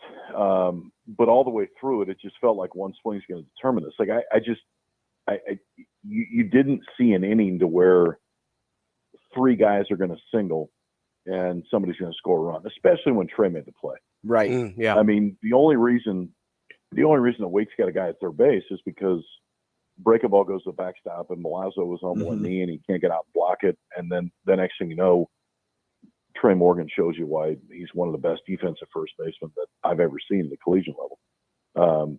And that part is going to get overlooked in this. It's going to be pitching and Tommy's home run and everything else. But man, Morgan's play is the one that allowed it to go to the 11th. But to your point, it felt like somebody's going to have to hit one of the seats, because I'm not sure that 3 of them in a row can get a hit. Kyle, let's talk about Trey Morgan's play there for a minute.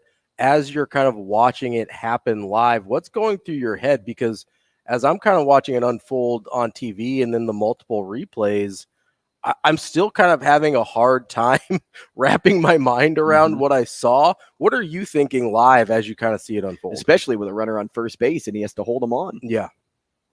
Yeah, and he was in. So, I mean, he pinched as fast as he could afterwards.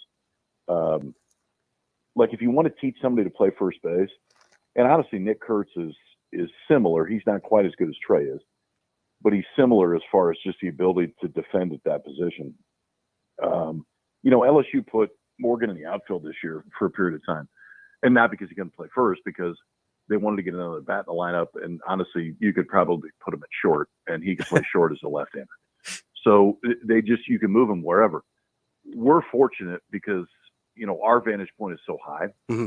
And so you see everything kind of unfold as it's happening. And so I usually call the pitch off the monitor because it's always the best shot of me to actually see what the pitch is coming in.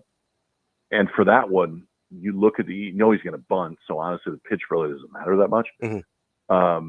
And so you're looking at the whole field, and to look at the whole field, and he's pinching and Tommy's pinching, but he wasn't pinching. He was on a sprint. Mm-hmm. Like it was, I'm going to lay out for this thing. And everybody in the ballpark knew he was going to bunt. And I don't blame him. I would have too. And if you bunt it to third, you probably score. Mm-hmm. If you bunt it to the pitcher, you probably score. They just bunted it to the best defensive player on the field. And he made a play that it's not like, you go out in infield and they hit ground balls to everybody. And then you go, hey, Trey, we're going to hit you a safety squeeze that you're going to have to charge and then short arm to home plate. And then we're going to make a tag and it's going to save our season. Like you don't even really practice that. Right. He just made a play that they'll never forget. Now, KP, looking forward to the CWS tomorrow. Do you think LSU, now has the pitching to compete with Florida in a best of three, or would you give the Gators the overall series advantage?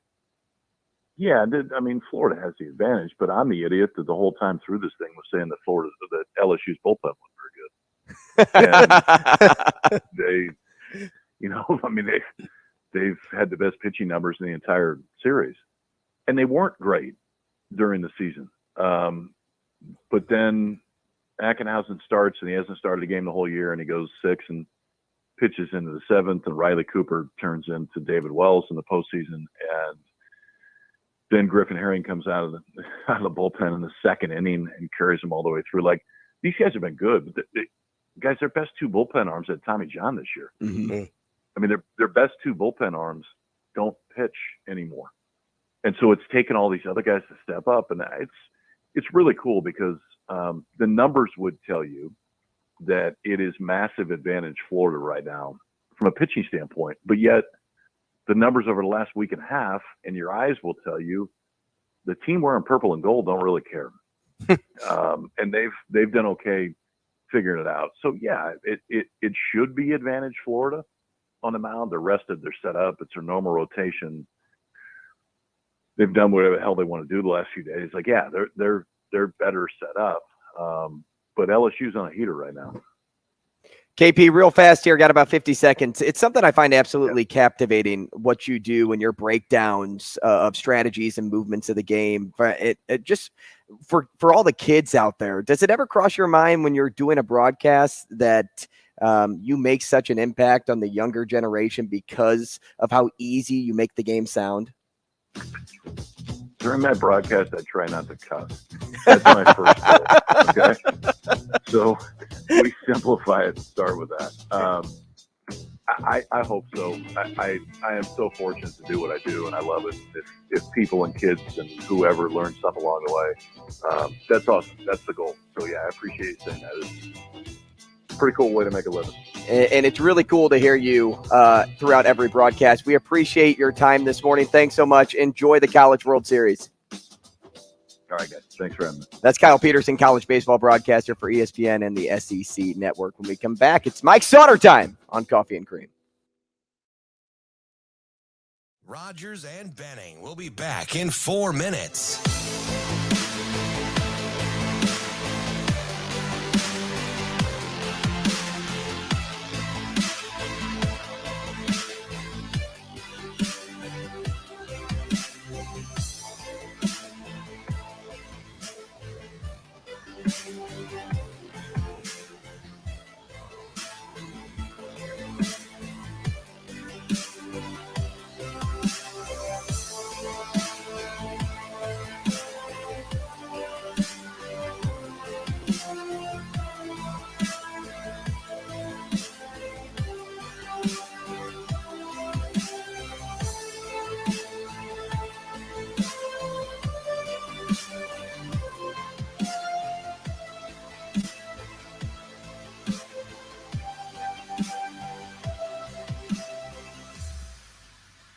Rogers and Benning will be back in 3 minutes.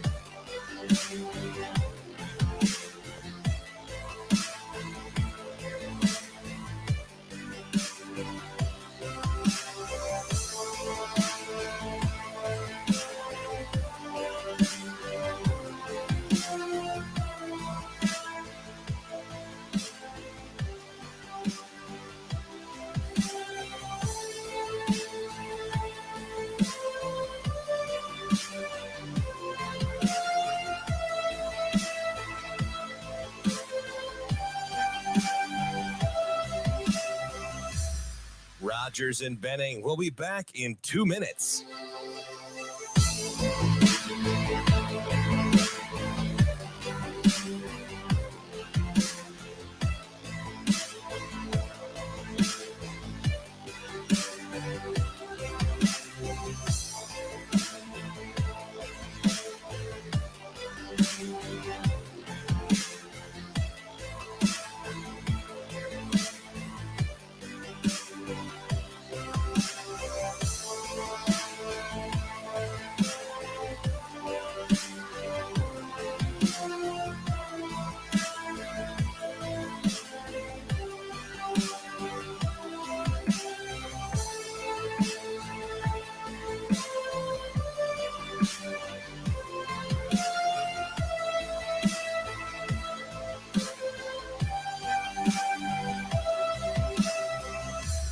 Rogers and Benning will be back in 1 minute.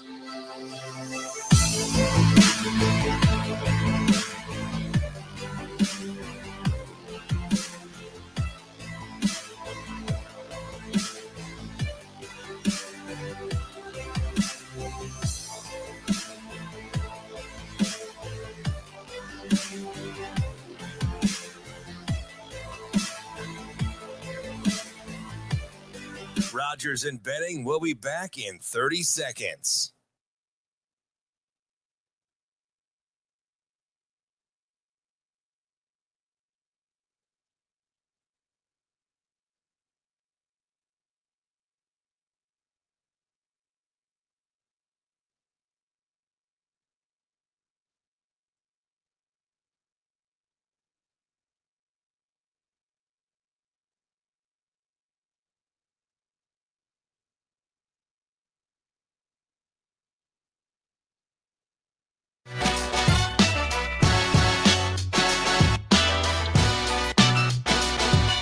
Coffee and Cream with Rogers and Benning on Hail Varsity Radio. Oh, yeah, no doubt, no doubt. Mike Sautter. I would agree, Damon. Mike Sautter. Yeah. Mike Sautter. Oh, man, you're going to put me on the spot. Mike Sautter. I love Cam's voice when he says Mike Sautter because the inflection never changes. Mike Sautter. Mike Sautter. Even though the clips are going in and out and in and out. Or more the I would agree, Damon. Pot him up, Shane. That's Cam? That's Cam. Oh, nice. Yeah, Cam's our big voice guy. I didn't. Wow. Gotta have a big voice guy. Welcome. It's going to be a good day, like Nappy Roots once sang. Gonna be a good I thought day. Sautter was the big voice guy because he's always yelling at me. today. Ain't no way. Is that what you came in saying? Yeah, Yeah. And Nappy Roots. Yeah, that was probably the nice Mike Sautter we got for about 3 seconds before he then went all in on his personality. Oh, yeah, no doubt. No doubt. Sauter's like if Bruce Banner had the anger transformations without the body transformations. I don't know who turn into Bruce, the Hulk. whatever the name you're talking about is. Yeah, it's the Hulk, the doctor. Come on. I don't know. I've never watched the Hulk in my life. I couldn't tell you the story about. I don't watch unrealistic things except for my kids' shows. I guess that's very unrealistic, like unicorns and stuff. So it's never gonna ever happen in life. No, you watch that on your personal time. No, not a big unicorn guy. That's not what a we big learned about unicorn. Sautter today. We watched Boss Baby, or I put it on the other night. Okay. And I was like, yeah, I'm out. Talking baby that's trying to, like, I watched the first 15 minutes. Because and I was babies like, don't I talk. can't. Yeah. No. I was like, I can't do this. I'm like, I got to go to the basement and get some work done. I mean, which I did, have to. But that's like a top 10 reason not to have kids is not having to watch all their stupid shows. I like the stupid shows. Though. There's way more reasons. I said top 10. I love my kid, but kids, not once. Yeah, I have two of them. Like, I've got love your them correction. both. They're amazing. Except for when they don't I've got listen to multiple. I only love one of them. Except for some, and his name's Jet. My dog named Jet is great. Like outside of when he chews up the couch, but yeah. Well, puppies will do that, Hey, like he chewed up. I mean, it's gone. It's done. Oh no, I lost an entire apartment's worth of furniture. Yeah. When I had my German Shepherd puppy. Yeah. He ate everything, I like was hardwood, the couch, everything. Just gone. What an animal. Literally. Yeah. So I had those plastic blinds in the apartment, right? Yep. He ate the plastic blinds as far up as he could reach. Does he realize that he has to then get rid of that at some point? I assume he did. Otherwise, they might still be floating around in there. He ate up the couch, and now he's paying the price. Now he's in a crate when we're not home. So Yeah, well, paying the price. he likes it. Actually, he'll just go in there and hang out. Yeah, some dogs really find their kennel comforting. Yeah, It's their space. Fine with it. A lot of other dogs, not so much. They're yelping as they're in there, like, please take me out of here. They'll be fine. Your dog doesn't like it. She doesn't have one, actually. Oh. When I adopted her when she Old was enough. 6, she was fully trained. She was abused, so we had to work through being a new owner with a dog that had previously, which I can't imagine somebody doing that to an animal ever, especially her. She's sweet as soul, but she was obviously abused by a guy because she was afraid of me when I scolded her for getting into the trash can, because that was kind of like her Now she's just mentally abused because you're her dad. She lives in a strict household. She knows what's up. That's what I tell her. I tell my fiance all the time, because she's like, why does she listen to you more than she listens to me? And she's like calling her in from outside, and Molly's like doing stuff with the other dogs on the other side of the fence. And I'm like, you just don't yell at her like I do. Like, she just knows I'm the boss. Yeah. And so I'll go out there and be like, Molly, let's go. And I don't even yell. Yeah. I just use my voice, and she's whips it around because she's like, I'm not going to get yelled at. Isn't that Along Came Molly or Polly? Polly. That was a movie, right? Yeah, that was with Ben Stiller, right? And Jennifer Aniston. Was that Jennifer Aniston movie? Yeah. Was that the one where I thought he, man, It's maybe the I'm one thinking of where something different when he married the a- crazy chick. Well, no, he marries a person early in the movie, and then they get divorced, and he ends up. Is with that Jennifer because Aniston. she went on the boat with the one? with Hank Azaria? Yes. Yeah. Okay. Yeah. I got nothing. What you do have something on is 7 on 7, huh? How's Yeah, that going? it was a great day yesterday. We finished about 15 minutes early. And for those of you that might possibly be listening to this, please park and sit on the east side of the stadium at Millard South, opposite of the press box, because they're doing construction. That was numerous messages and notes that I sent out prior to the event, and somehow it didn't get relayed. So That's the visitor side, we right? don't. Yeah, we don't want to have to go over and ask you to move. So please do that today if you're listening, which you're probably not, but maybe you are. It's your segment. Everybody's listening. Yeah. Well, yeah. There's ears and eyes everywhere on you. For some reason, it's weird. I was at the bookstore the other day, and I was at the grocery store the other day. Felt like Damon for a minute, minus the, football ability. Yeah, minus the football ability. That's what I was going saying. for. Yeah, That's what I assume you were saying. minus a little bit of hair in the skin. Well, DB tone wears sleeves. That's Yeah. That's also true. what He's you a were long saying. sleeve guy. Yeah, all the time. Which I kind of understand. It's cold in here sometimes.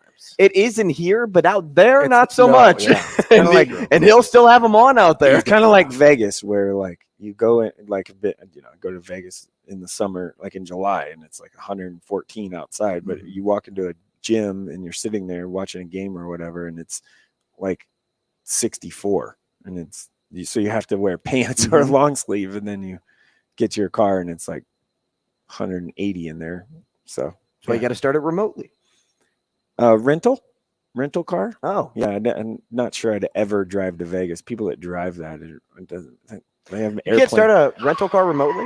You don't think they're updated enough, like to have the key fob do that? Maybe, but You might have to spring for the upgrade. yeah, I ain't Mike doing that. Sautter, he got the base model. That ain't happening. But I'm pretty basic. So yeah, 7-on-7 event has been great. We got done about 15 minutes early. It's extremely efficient. The help of Battle, they run tournaments all over the country, and bringing this to the state in a different way that no one's really ever seen. And is that why Schaefer calls it your tournament, because it's Battle? No, So it started out as like I started a 7-on-7 tournament probably 8 years ago. Mm-hmm. Called it the state championship, and then it's kind of evolved into what it is now. It was at the other place I worked at, like before. We did it for a year, and then they decided not to do it, and then I kind of handed it over to somebody else, and then now the last 2 years I've been more involved in it, and it's been fantastic. The people and guys at Battle do a tremendous job of keeping it on time, and we have 4 referees and a field manager that's keeping track and knows all the rules, and those guys are awesome, and Battle brings them in for this event. It's pretty special for kids from Nebraska to experience something like this, or the scholastic teams that don't travel, all the time for it. Houston Alexander's out there DJing. I mean, it's flags up. Every team has their own flag. It's a pretty neat production, and they have it down pat. My role in it is to basically be the team liaison and pick the team, find the location first of all, pick the teams, and invite. It's just an invite only thing. It's not open to anyone. So invite the teams, and then what I did earlier this week and late last week was pick up every team has a uniform, like their tops and bottoms that Battle provides to the team. We're talking there's a 5-game guarantee for each team. Plus we provide 25, or Battle provides 25 uniform shorts and tops for each individual athlete that they can have. Oh, wow. And the cost is only $250 a team. That's sweet. That's incredible. For sure. Incredible value. So, yeah, it's good. And I'm excited for today. The championship games at 2:30 at Millard South. Also, no admission for any people that want to come. It's completely free. Like, you can just come out. Now, please do visit the concession stand, because Millard South Booster Club is, I believe, doing concessions again today. Yesterday they had like pulled pork sandwiches. So don't have lunch. It was great. Yeah, the pulled pork sandwich I had yesterday was phenomenal. So it's good. It's gonna be hot, but it's late June and is what it is. That's why I have as light of weight clothing and color as I possibly can. Well, it's just like the fall, right? Just warmer weather. You get Friday football. Yeah, a little bit. Yeah, mid-afternoon. So it's fine. Like it's good. This year we did no helmets, which is new, and yesterday we did have one kind of elbow to the eye stitches thing, but no one's that's something that happens throughout the country with the no helmet thing, and we brought it here for the first time, I think maybe ever, in an event, I guess, like this, of this scale, and it's gone well so far. So I see both sides of wearing a helmet and passing league or 7-on-7 and not. But for this event, we wanted to give it a try and see how it went, and it's worked out pretty well so far. Sautter, crossing my fingers, nothing. I was going to say, knock on wood that it continues to go well. What is, I guess, the benefit of something like this? I know for skill position players kind of across the country, that's something that in the past years would be like, oh, maybe Nebraska's skill position guys are a little behind because they didn't have 7-on-7 things and things like that. Was that the reason you wanted to do this in the first place, or what was your motivation? Years ago when it first started, it's like, okay, like let's try and get caught up here a little bit. Yeah. And now there's multiple teams from Nebraska. Trout was basically like AU. But back when you started, there wasn't. Yeah, not really. No. Yeah. So that was the motivation, the concept motivation behind it was to, hey, let's kind of see if we can get caught up here a little bit. And I think, obviously people have taken it from there and done a really nice job. And the skill is pretty good. I mean, just look at the 2024 in-state class. Yeah. It's pretty dang good. Now, okay, I'll say this. I've said it in the past. It's not real football, right? There's no linemen. There's passes across the middle that like would never be completed if linemen were standing in front of them. For sure. You got to take all that into context. So it's definitely not. But just in terms of skill development, the reps are good. Yeah, it's good. It's great to get the reps as a defensive back or linebacker. You're passing off, checking guys. I mean, there's specific 7-on-7 plays. I mean, and there's some neat stuff that happens, and it's fun, fast paced, kind of moving quick. I know for our games this week, it's 30 minutes games, running clock, like bang, like you got to go. Yeah. So, and if you get down a score, it's kind of tough to come back unless you find a turnover, and a turnover is worth 2 points. And, there's different. Are turnovers hard to come by? Not, I mean, interceptions. No. Okay. I'll say when you're throwing all the time, there's going to be some picks, right? Yeah. No. Yeah. Donovan Jones made a great pick, the newest Nebraska commit as of yesterday. Publicly, as of yesterday. You have two random announcements at 10:30 same time. Like, it seems weird that it's like, hey, we're doing it at the same time. Nah, they I talked to them yesterday, obviously, and they're like wanting to do it together. I think they're going to do an Instagram live together. Interesting. They're not going to be at our 7-on-7 event today because visit stuff. So Danny Kaline will not be there for Bellevue West either. So Bellevue West, the one seed is without Bellevue, 1, 2, and 3. Bellevue West is rolling out some stuff. We'll see. I mean, they got nice, good young players. I think they'll be fine. One guy, Jermaine Green, super fast, and Will Anderson is the backup quarterback who throws a nice ball. So I think they'll be competitive still today. Ashland Greenwood is who they play. Ashland Greenwood and Westside is the 8-9 matchup. So, and I heard Rezak's back Rezak today. wasn't there yesterday at quarterback. That matters a ton. Braylon Warren's going to be a really nice quarterback. He's a freshman. He's just unpolished. Yeah. So Rezak's there today for Westside. But I will say this: watch out, Ashland Greenwood. Dane Jacobson throws a really nice ball as a quarterback. Like Dane had a really nice day yesterday. It's just a matter of if they can match up score for score type of thing or create a turnover. So that's the first game, like right at 10, which means I gotta go pretty soon. Iowa. Do you want to go after this question? Sure. Yeah. So Iowa was first to give Burt a Power 5 offer. Michael Burt. Expected that he went to Iowa for that reason, or just because they're considered like tight end U? Yeah, I think the tight end U thing is a big deal. When I talked to him, I don't know if I had a chance to read it, but I wrote a story and obviously had it prepared. And he just said the personality with the coaching staff really matched up with his personality, and I can see that just knowing him a little bit. He's not a flash and dash guy. He doesn't want all that stuff. He's more of a meat grinder, kind of a personality, quiet, confident, but not. I mean, it fits, right? The Iowa coaching staff and culture fits him. Also, hey, it's Iowa, and if you're a tight end, and they offer you, you can be making Sunday money. Yeah, I mean, eventually they're going to turn you into something, right? It's hard to not. So I trust their evaluation and thing. And he told me he's no bad blood with Nebraska, nothing like that. He goes, it just fit me better over here. He grew up a Nebraska fan. His family is Nebraska fans.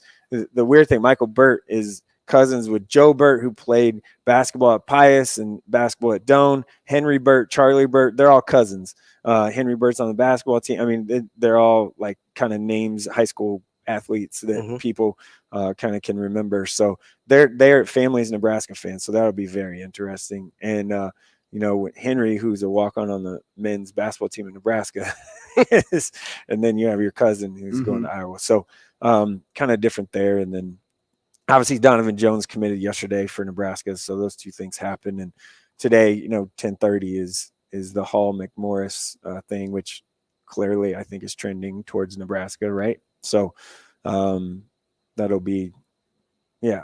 I mean, I don't know. I'm not gonna add some receiving depth to the room if that ends up happening. So yeah, got some young nice receivers because athletes. we talked with Schaefer this morning, and you're gonna lose Billy Kemp and then Marcus Washington and then who's next, right? Other than Betts, and if IGC can be IGC again, and so adding some young, talented in-state depth. The fan base at least is going to love it if that turns out to be I mean, this senior class is pretty great. Well, we talked like about it's great. Do you remember when we did the 2024 thing? Yeah, where we were like, hey, if Nebraska could hit on these guys, like what the number should be. Yeah, we said and you over shot high. I said 4. You said 4.5, right? Yeah, and I took the under. I said I'm probably looking at more like 2, and I think DB said 3. But you shot like 4 or 5. Well, it's way more than that. And now, yeah, I was gonna say now it's trending like maybe we should move that line up to 6.5. I would say the over is looking pretty right. Yeah, pretty sweet there. It's so we're at I think it's 11, right? Am I right? Yes. There's 11 in-state kids with a power conference offer, and I know I had to go, but I like talking about this stuff. So I'm just gonna run down the list if you guys don't care. So Carter Nelson, your show. Carter Nelson, we don't, there's a big trend for Georgia there, but I think that Nebraska's probably in. I think still, I've said that since the beginning. I think peer recruiting's helping with that too. And it's close to home and all that stuff. I mean, if it was me, I'm going to Georgia because it's Georgia and give it a whirl and then come back. But that's just my opinion. So who knows if you can come back though? Oh, come on. That's the dumbest. No, I'm not even touching that. You're not going to get in on that? So Davon Hall, Danny Kaline, Isaiah McMorris. 4, we are at Caleb Benning, Ashton Murphy, Caleb Pyfrom, Teddy Rizak, Michael Burt, Eric Ingerson, Donovan Jones. Those are all with P5 power offers. conference guys. That's 11. And our guy, I'll say our guy, because we have talked about him for, I think, 2-3 months, even longer. Dash Bauman got Dash offer from Wyoming last night from Lincoln East, and that might be coming. Sam Thomas is another one that you could see maybe jumping up there. And Tanner Hollinger, I brought up his name, like who's the next guy or off the radar guy stuff. Like he's taking an official visit this weekend, so not to Nebraska. You could see more offers coming through, is what you're saying. Get to if you got to 15, that's incredible. Power 5 offers. Yeah, that's incredible. 10 is crazy. I mean, there was not that long ago where you were struggling to get to, and maybe 1 or 2. Well, I was going to say 5 guys with D1 offers total. Right. Carson Rauner's another one. Like Anthony Rizak's another one. I was going to say, what about Anthony Rizak? Is you still think he's got probably as an athlete shot? Maybe. I don't know, man. You maybe don't know his position, but athletically, he's probably on that same level. Right. Like this class is super deep. Yeah. It's really 2024 really class is impressive. Yeah. So it's 2025 is starting to grow too. A little bit. Yeah. Yeah. It's basketball took this big upswing and then it kind of is now in a dip a little bit. But football really just took the place a roller coaster, right? It's always going to be that way. It's going to be some ups and downs and flows like that. It's not going to be, I've said this numerous times a lot. Like in basketball, we've had, there's only been 3 eras in the state's history that we just kind of went through a year or 2 ago. And that was 81-82, 91-92, and probably like 19 to 21-22. So like, it doesn't happen very often. I think people expected it to just keep climbing up to last. Yeah, it's just from a population standpoint, that's not practical. Right. Yeah. Like you just don't have enough kids, especially with kids specializing now and that. Yeah. Right. And especially you're going to have, because of the specialization, right? Like basketball is going to go up some years, and then football is going to kind of. We didn't even talk about baseball either. Baseball is trending. Yeah. Baseball in Nebraska might be one of the more consistent might get 2 Major League Baseball draft picks out of high school and like high. Yeah. Like top 2 round high guys. Kale Fountain and Cam Kozol might be like really up there, which is incredible, crazy. Kale's from any area next year, but like I'm saying, like right now that we have high school athletes, like that's Right. You talk about a kid from Chicago, like that's expected. Talk Right. about a kid from Nebraska, that's Right. like, wow. Well, Right. and baseball, ironically, might be the most consistent in terms of Division I talent in the state. Is, it seems like for quite a while now, they've consistently been able to pump out a handful or more Division I guys every year.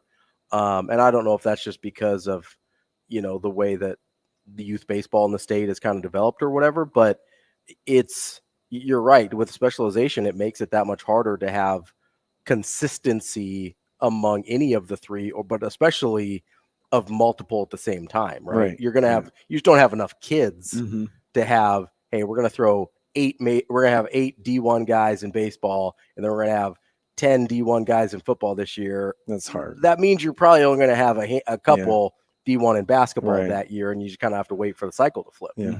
We're going to talk about volleyball too, but talk about every sport. Okay, really, real fast. Are you surprised Oscar Tishwabi did not get? That's crazy. I think he's surprised actually more than the national media. Like Drew Timmy, I get, whatever, limited, like athletically for that level. You're not feeling good if you're Sheboy right now. Oh man, I mean, we're talking. We once talked about him. I thought he was a second round guy. I thought he was going the second round. We once talked about him as one of the best players in college basketball. Well, he was one of the best players in college basketball, and then he got hurt.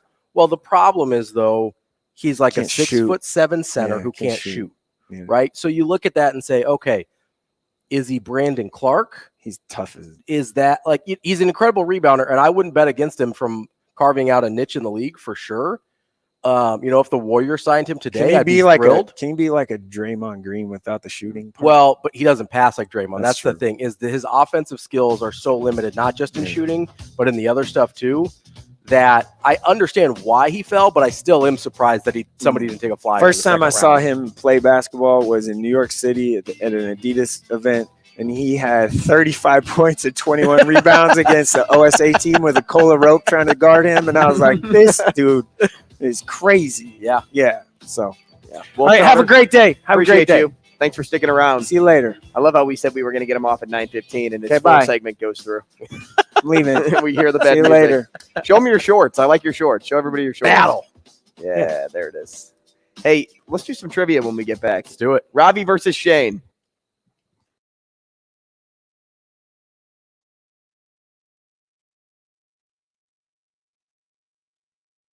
Rogers and Benning will be back in 4 minutes.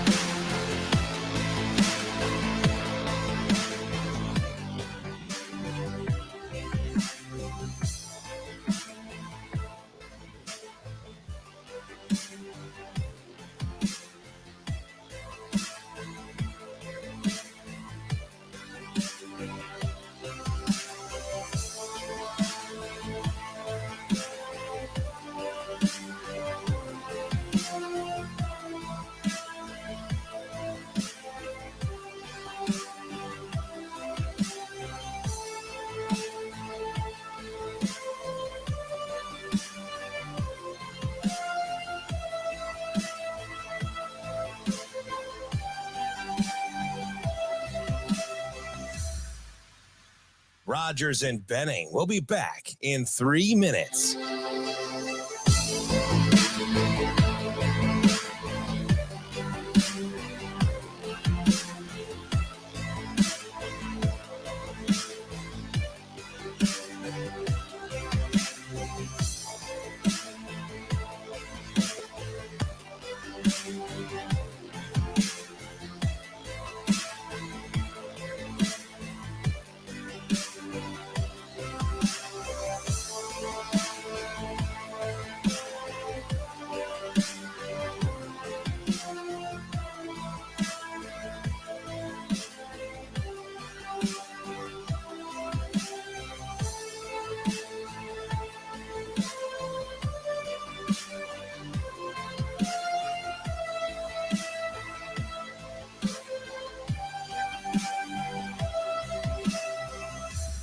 Rogers and Benning will be back in 2 minutes.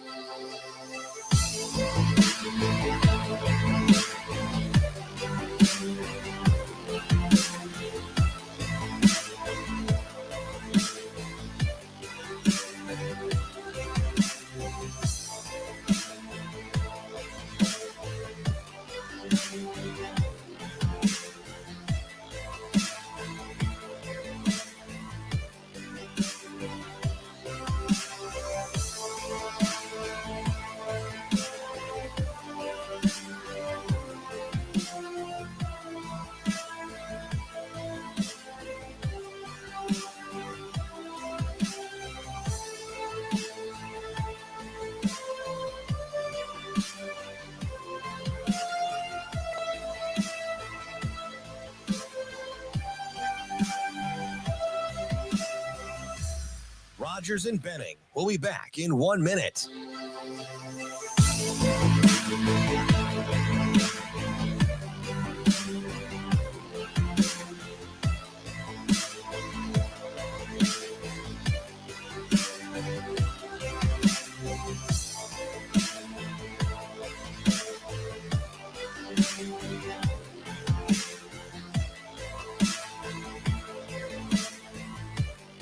Rogers and Benning will be back in 30 seconds.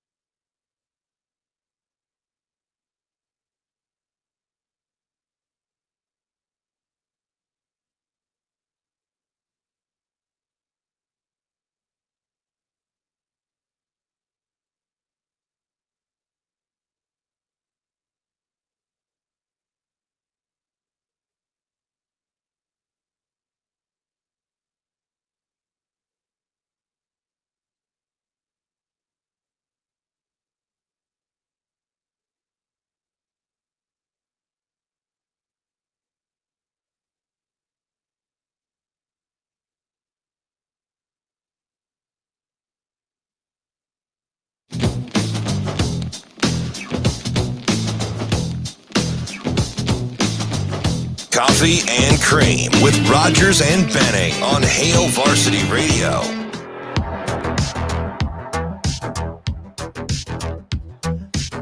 All right, before we have some fun, I want to take a moment and tell you about two very important businesses, two different ones, but they deserve some love because they partner with us. The first, Dingman's Collision Center. Dingman's, your one-stop shop for all your car needs, 4 locations throughout the metro area. They've been in the business for over 25 years, and you know you're doing something right if you are long lasting, if you have that longevity to your name. They've been voted best of Omaha more times than you can count, and that's because they treat you well when you take your car into Dingman's. Dingman's, again, Dingman's Collision Center. If you have a problem, need an oil change, something, just doesn't sound right, they can help you out. That's Dingman's Collision Center.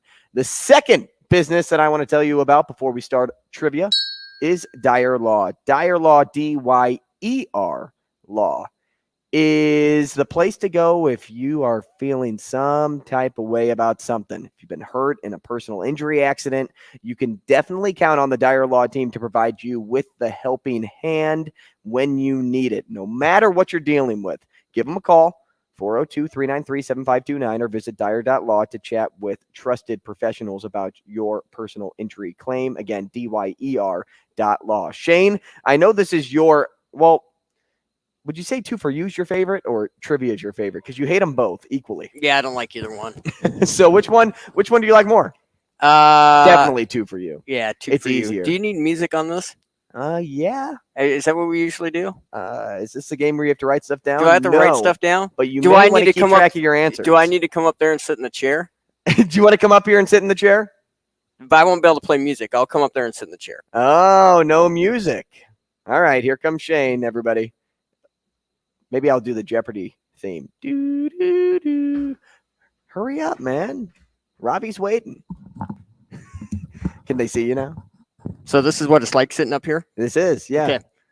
Look at you. I know, right? Out of your element. You ready to go? Which it's one this guy right here. Okay. Can you hear me now? I can now. This is one ear.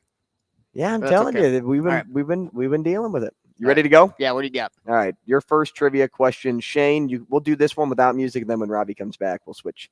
Who was the first San Antonio Spur to go number 1 overall? Was it Tim Duncan, David Robinson, or Sean Elliott? I'm gonna go with the Admiral. What current Major League Baseball player walked off the CWS to give his team the championship in 2010? Again, what current Major League Baseball player walked off the CWS to give his team the championship in 2010? Whit Merrifield, Chris Bryant, or George Springer? Chris Bryant. And question number 3. Didn't sound too confident. No. All right. Who's the only player with more All-NBA selections than Chris Paul to never win a championship? No. Is it Charles Barkley, Karl Malone, Charles Barkley, or John Stockton? Going with Barkley? Yeah. Didn't even let me finish the answers. Okay. Tiebreaker question. But it was probably going to be Stockton. Do you want to change your answer? No, I'm going to go with Barkley. Your tiebreaker question. Shane, how many stitches are on a baseball? Good Lord. That's not a number. Now let me ask this. Is that like in golf where there could be different numbers, or is it a consistent number of stitches? And it doesn't matter the league, like minor league, pee-wee, any of that stuff? I'm assuming it's a Major League Baseball. Major League Baseball. Okay. And is the stitch, is it continually go around? So is it just it's a double stitch? It counts the double stitch. So it counts as a double stitch. But you only just guess a number. 225. All right. Thank you, Shane. Go back to your little corner. No, I'm going to text him. You can go get him, though, if you want. All right. We are waiting for Ravi to get back in. I told him to come back. There he is. See, he was on his phone. He was ready to go. Shane came up here and did it from your chair. Yeah, I was shocked. No music. I wonder if the people feel good about Shane's answer. Shane, can you hear me? Yeah, I got you. Do you feel good about your answer choices? Not the Stockton one. Well, why are you giving answer choices? What are you doing? Because Robbie's going to get it anyway. He's an NBA guy.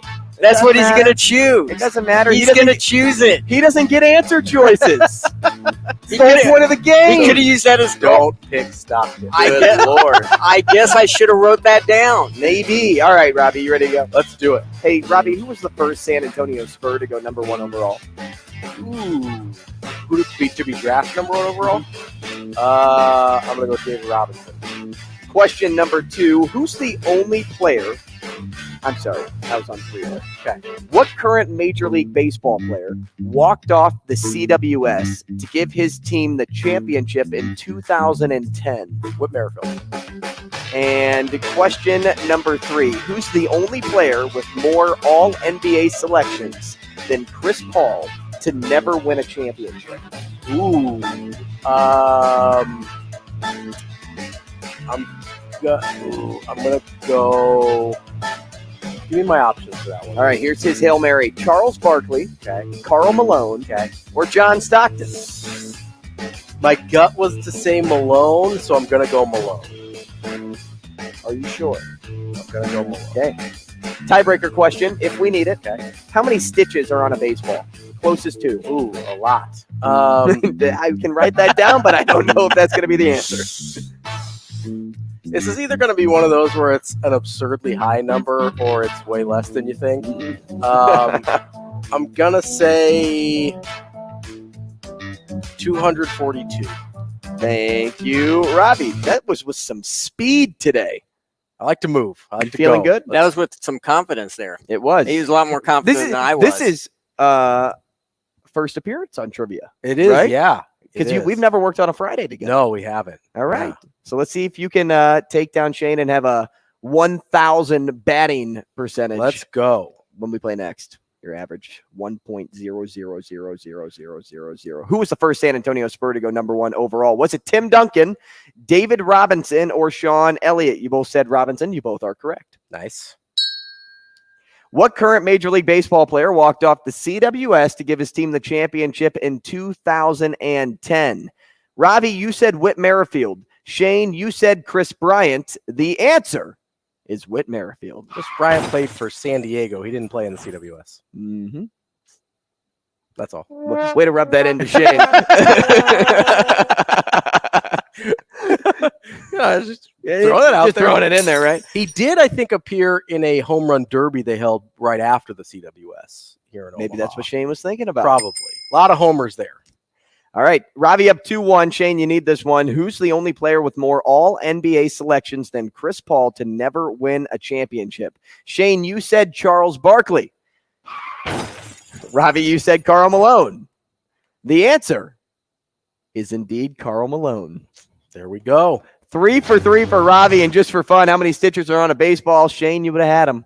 You would have had him. Shane said 225. You said 242. The answer is 216 stitches. Oh, I don't feel bad about my guess then. That's not terrible. Not bad a guess at all. Okay. Nope. Shane just was. He would have got He me. was within 10. No, that was really good. That's for Shane. insane. That's so incredible. Shane, congratulations. You get a lollipop for participation. Now, somebody said that the number had to be an even number. I mean, is that correct? That is correct because there's 108 on the first thread, and then there's another 108. So they're pairs. Yeah. So the pairs. Okay. That makes sense. Yep. So there you go. Ken went with 105 and then went with 92. Ken, you would have been incorrect. You did get Robinson correct, and he went with Barkley as well. But Robbie, you know your NBA, man. Karl Malone played for a really long time. Yes, he did. Yeah. Yes, he did. You know what would be fun? I should do this with you because I did this with a buddy on my back patio. I was trying to get you to say Stockton 2 days ago. Mm-hmm. We went through the NBA, and gosh, did we do this? I think we did all-time point scores for each team. Oh, that's fun. But it was, you couldn't say, like, for example, like obviously Steph Curry, Golden State Warrior, been there his entire career. If he were to go somewhere else and play for like the Magic, he would be the all-time leading scorer for that team, even though he's one of the all-time leading scorers. Does that make, it's the points don't carry over for that team. Correct. Yeah. Yeah. So that would be fun to like sit down, just someday and see how many you could get. And like, even if it's like, I give you 2 minutes, how many could you get based on? I could get a those pretty teams, good chunk, right? I think I get like 2/3. So do you know the 5 teams in the NBA that their mascots are mammals? Ooh, think about it during the break. Think about it during the break. We'll come back and see if you can name the 5 before we talk to Birds. All right. Maybe you at home do the same thing. 5 NBA teams are mammal mascots. Think about it. Come back. Don't cheat. We'll be back with Matt Vrzl after the break.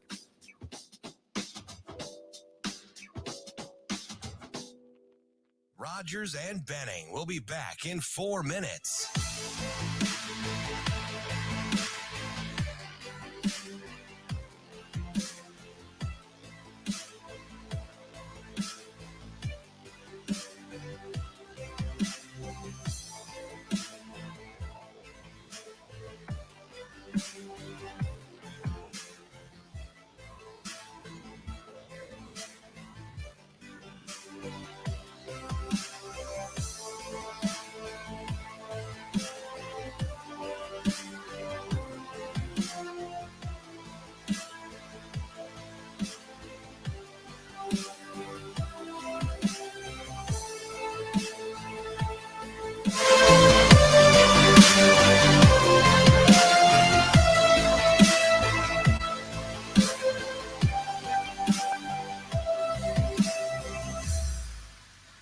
Rogers and Benning will be back in 3 minutes.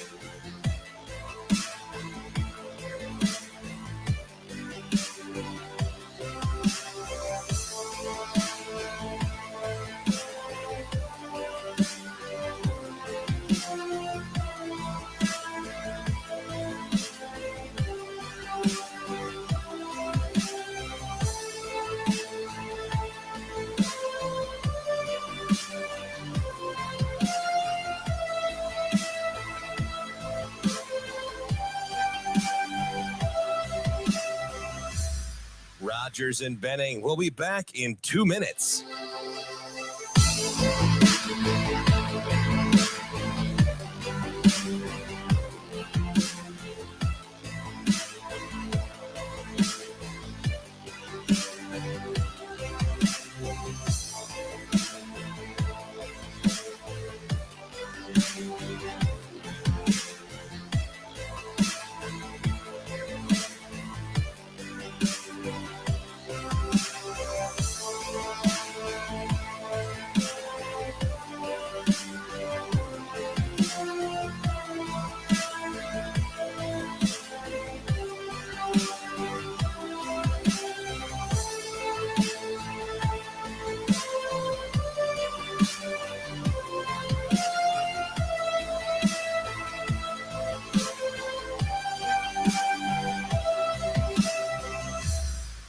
Rogers and Benning. We'll be back in 1 minute.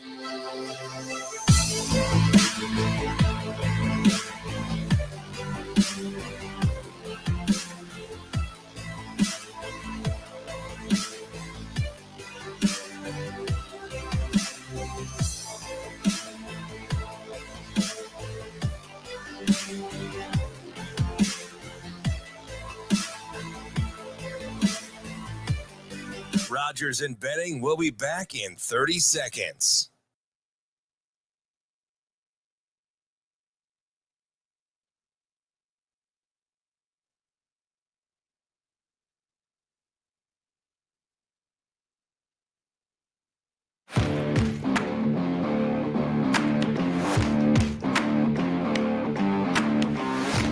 Coffee and Cream on Hail Varsity Radio with Andrew Rogers and Damon Benning. Now let's find out what Matt Vrzl is better at, telling stories or making pizza. Matt. Matt's an exceptional young man. Matt Vrzl. Happy birthday, Matt. You know, Matt, he's a tremendous athlete. Matt Vrzl. Come on, Matt, I'm with you. You know, like Matt Vrzl, you're one of the sexiest people in the world, but you're not one of the most beautiful. How did that happen? Here is Matt Vrzl. All right, Matt, thank you very much. Man, I always enjoy this segment on a Friday when we get to talk to Matt Vrzl. Quickly here, Ravi, did you come up with the answers yet? 5 mammal animals. Okay, so I know that the actual thing is not a mammal, but they do have a horse. Is it the Pistons? It is not the Pistons. Okay, because they used to have a horse on their right uniforms. Okay, that was my guess. Okay, so I've got Bucks, Bulls, Mavericks, and T-Wolves. Timberwolves. I can't come up with the 5th. The Memphis Grizzlies. Oh gosh, I forgot about. Yep, the and he went from state to state, from left That's to right. like the one team I forgot. Mm-hmm. Yeah, you passed right over him. It is. Would you consider, Tennessee a flyover state? I don't know. Maybe Jason Aldean sang about it. Matt Vrzl, good morning. What's up, man? Just listening to riveting conversation. You're welcome. About basketball mascots. Yep. Did you know that answer? Could you name the 5 NBA mascots that were mammals? Excluding people. I could care less about basketball. Oh, could you? Literally. And what if I said soccer? A benefit of when your skill is tall, hey, what are you good at? I'm tall. When your skill is tall. Yeah. It's and they think this little frail Frenchman is going to change the game. I'm like, okay, how'd that go for Chet? It's like, come on, man. Would football be when your skill is strong? No, mean is a skill. Oh, mean. Okay, there it is. I would say mean is the skill that Verz values most, I think. Truth. What are you boys up to? What, big time take the day off? So he is headed over to 7-on-7 right now, but he did tell me the story about how you came over and helped try to fix the timer on his sprinkler or something. Dude, I've never been. It's tough. It's tough being disappointed in your friends. It really is. Take me through it. I had to mark sprinkler heads, and I was like, you married a woman from the 308, right? She can do this. All you gotta do is he goes, well, I don't know what zone it is. And I'm like, just press the zones till the one you want turns on. Then I said, hey, did you go, like I said, and go get flags so we can mark these sprinkler heads? Nah, didn't. Like, okay. So they had some ornamental gold thing in their garage. It looks like antlers, honestly. So I popped one up, jammed that thing in the ground right there. You made your own flags? Yeah, that's all we had. I told him he could come down to my house. I have extra flags. So we got Damon taken care of. But so right. he left you to go watch competitive catch. Yes, that is Wow. That's accurate. Yeah. Shit. That whole deal. So what do you like more, 7-on-7 or basketball? If they both went away, I'd be happy. The only basketball I like is I'll go watch, and everybody can roll their eyes, and here we go, but I'll go watch Scott play basketball because there's a chance that a defensive clinic is going to be put on and it will cause frustration to the other team, and I like that. Okay.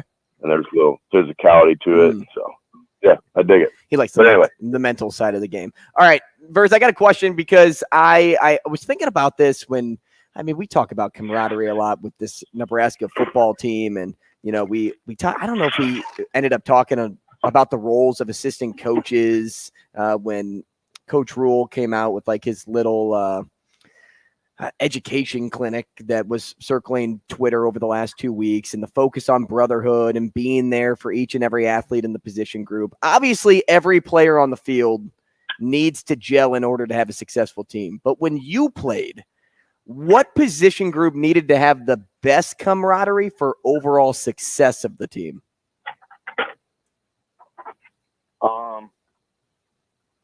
Like, could you say it was the O-line? I mean, you played on the O-line. But I don't think you can say the best. I think there's different dynamics to all of them. So for the offensive line, we easily have to be the most in lockstep. Okay. We have to be the ones that all think the same. That's why if you encounter us, the voice will change. The sarcasm does not change. The blunt nature of it does not change. Are you serious? I'm coming to your house to mark sprinkler heads look does not change. But now you look at the different dynamics. Say you go to the running back room, but one of them going to be on the field at the same time. So their dynamic has to be that of a supportive yet competitive. I trust you now, but when I get my chance, I'm coming in to take your job. Like that dynamic has to exist. The linebacker dynamic has to be one of trust, right? Where I trust you to fill your gap. I'm going to fill my gap. We're both going to fill them with ferocity. Now we're both good. They know if they run in either of our gaps, they're getting hit hard. Okay. Their trust also then has to delve into the defensive line where it's like, hey, I'm trusting you guys to occupy these blocks so I can run free and make this play. The defensive line has to be one of selflessness of, hey, we got to do this job so these guys behind us can shine. The safeties have to say, hey, we got to be in lockstep because if I try to do too much, I'm going to screw all of us. So I got to trust you. Like the levels of trust in everybody, right, are different in every room, but they have to be at a very high level in every room. You can't. The only one is probably corner. They would be like running backs, like, hey man, go do your thing until you get burnt, and then I'm gonna come in and take your job. And so if the guy never gets burnt, then you never lose your job. But it's a competitive, supportive kind of thing. They have to be that way, and you have to know my coach, who I trust and is putting me in the best position to succeed, thinks right now that kid's better. So now I got to figure out how I get better to go take that job. So it's every room has to trust each other. But then when you can do that overall, now you see just how I could sprinkle it in where everybody trusts everybody, and then we're not doing too much. You just do your job, don't do too much, and then everybody will win.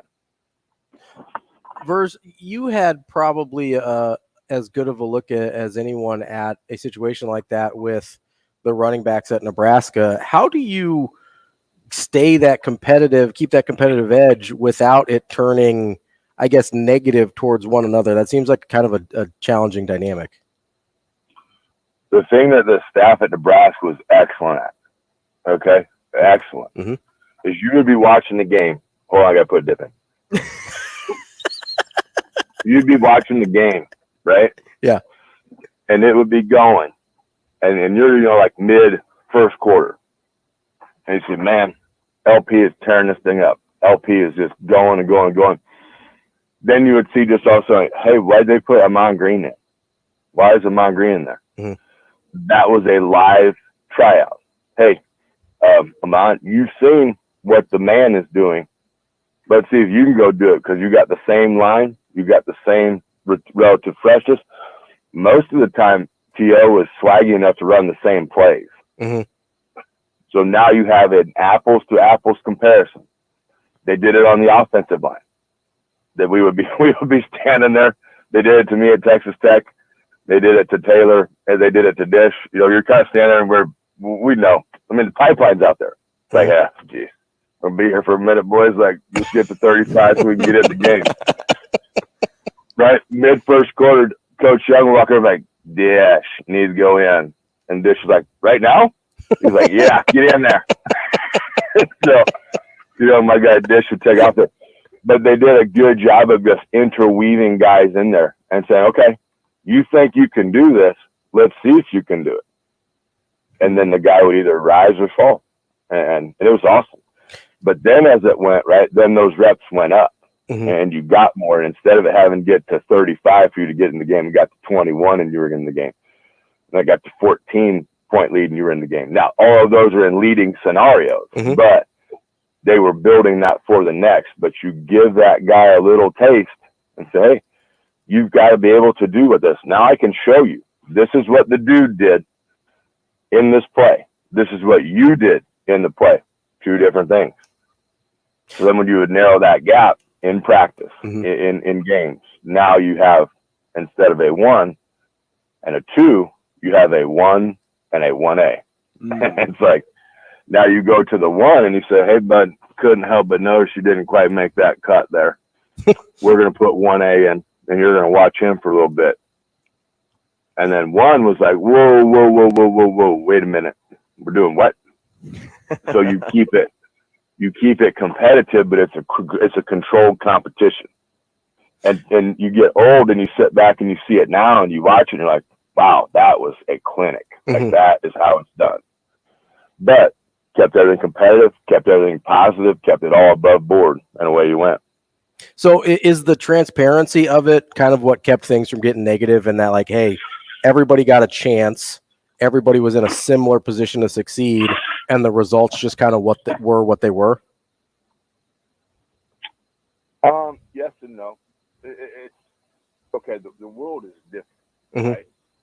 The world is changed and coddled, and the parents have all created this, and some coaches to an extent. That's okay.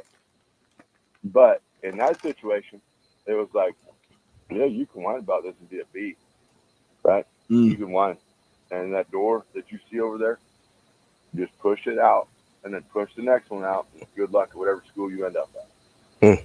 Or you can man up and you can get in here and you can compete, because we've given you what you need to compete at. It's up to you if you want to compete with it. If you don't, that's fine. We get it. We misread you. You are not competitive. You are not what we need. Yeah, just those two doors. They've got your paperwork right out there. You just sign it and you're free. But that was, they knew so well what they were doing. And it's refreshing because in that relationship, they're building a relationship with the kid. We are doing what's best for you. You may not like to hear it, right? People will say, oh, you can't discipline kids. You can't this. They all still want to be disciplined. They just don't know what the discipline is for. So if you explain it to them, this is why I'm doing this, because I see a world of potential in you, but I see a lazy work ethic in you at the same time. Right? Yeah. When's the last time anybody ever explained that? And when you explain it to the kid now, it doesn't get huffy and it doesn't get, I hate it here. No, they still got some up there they're going to have to weed out, but it'll weed itself. Verz, we appreciate the time this morning, man. Thanks so much. Enjoy the rest of your day, your weekend. Make some pizzas. You bet, boys. Have a good one. See ya. That's Matt Vrzl, former Husker Paisan Pizzeria owner. Maybe give him a stop in. Say hello. Yeah. Watch the College World Series from there if you want to avoid downtown. Watch it from Hail Varsity Club if you want that bar and grill atmosphere. Like we have lots of options. We have people in places that you should go. Robbie, thanks for joining us. Yeah, for man. The last hour and a half. You'll be doing this a lot more in the month of July. I know DB has some football camps, and then I'm gone for a week. So, okay. I should tell you that now. Yeah, you should give me those dates. On the schedule. Yeah, probably. And if it's not you, it's probably going to be Verz. So, hey, thanks, buddy. Absolutely. We'll see you next week.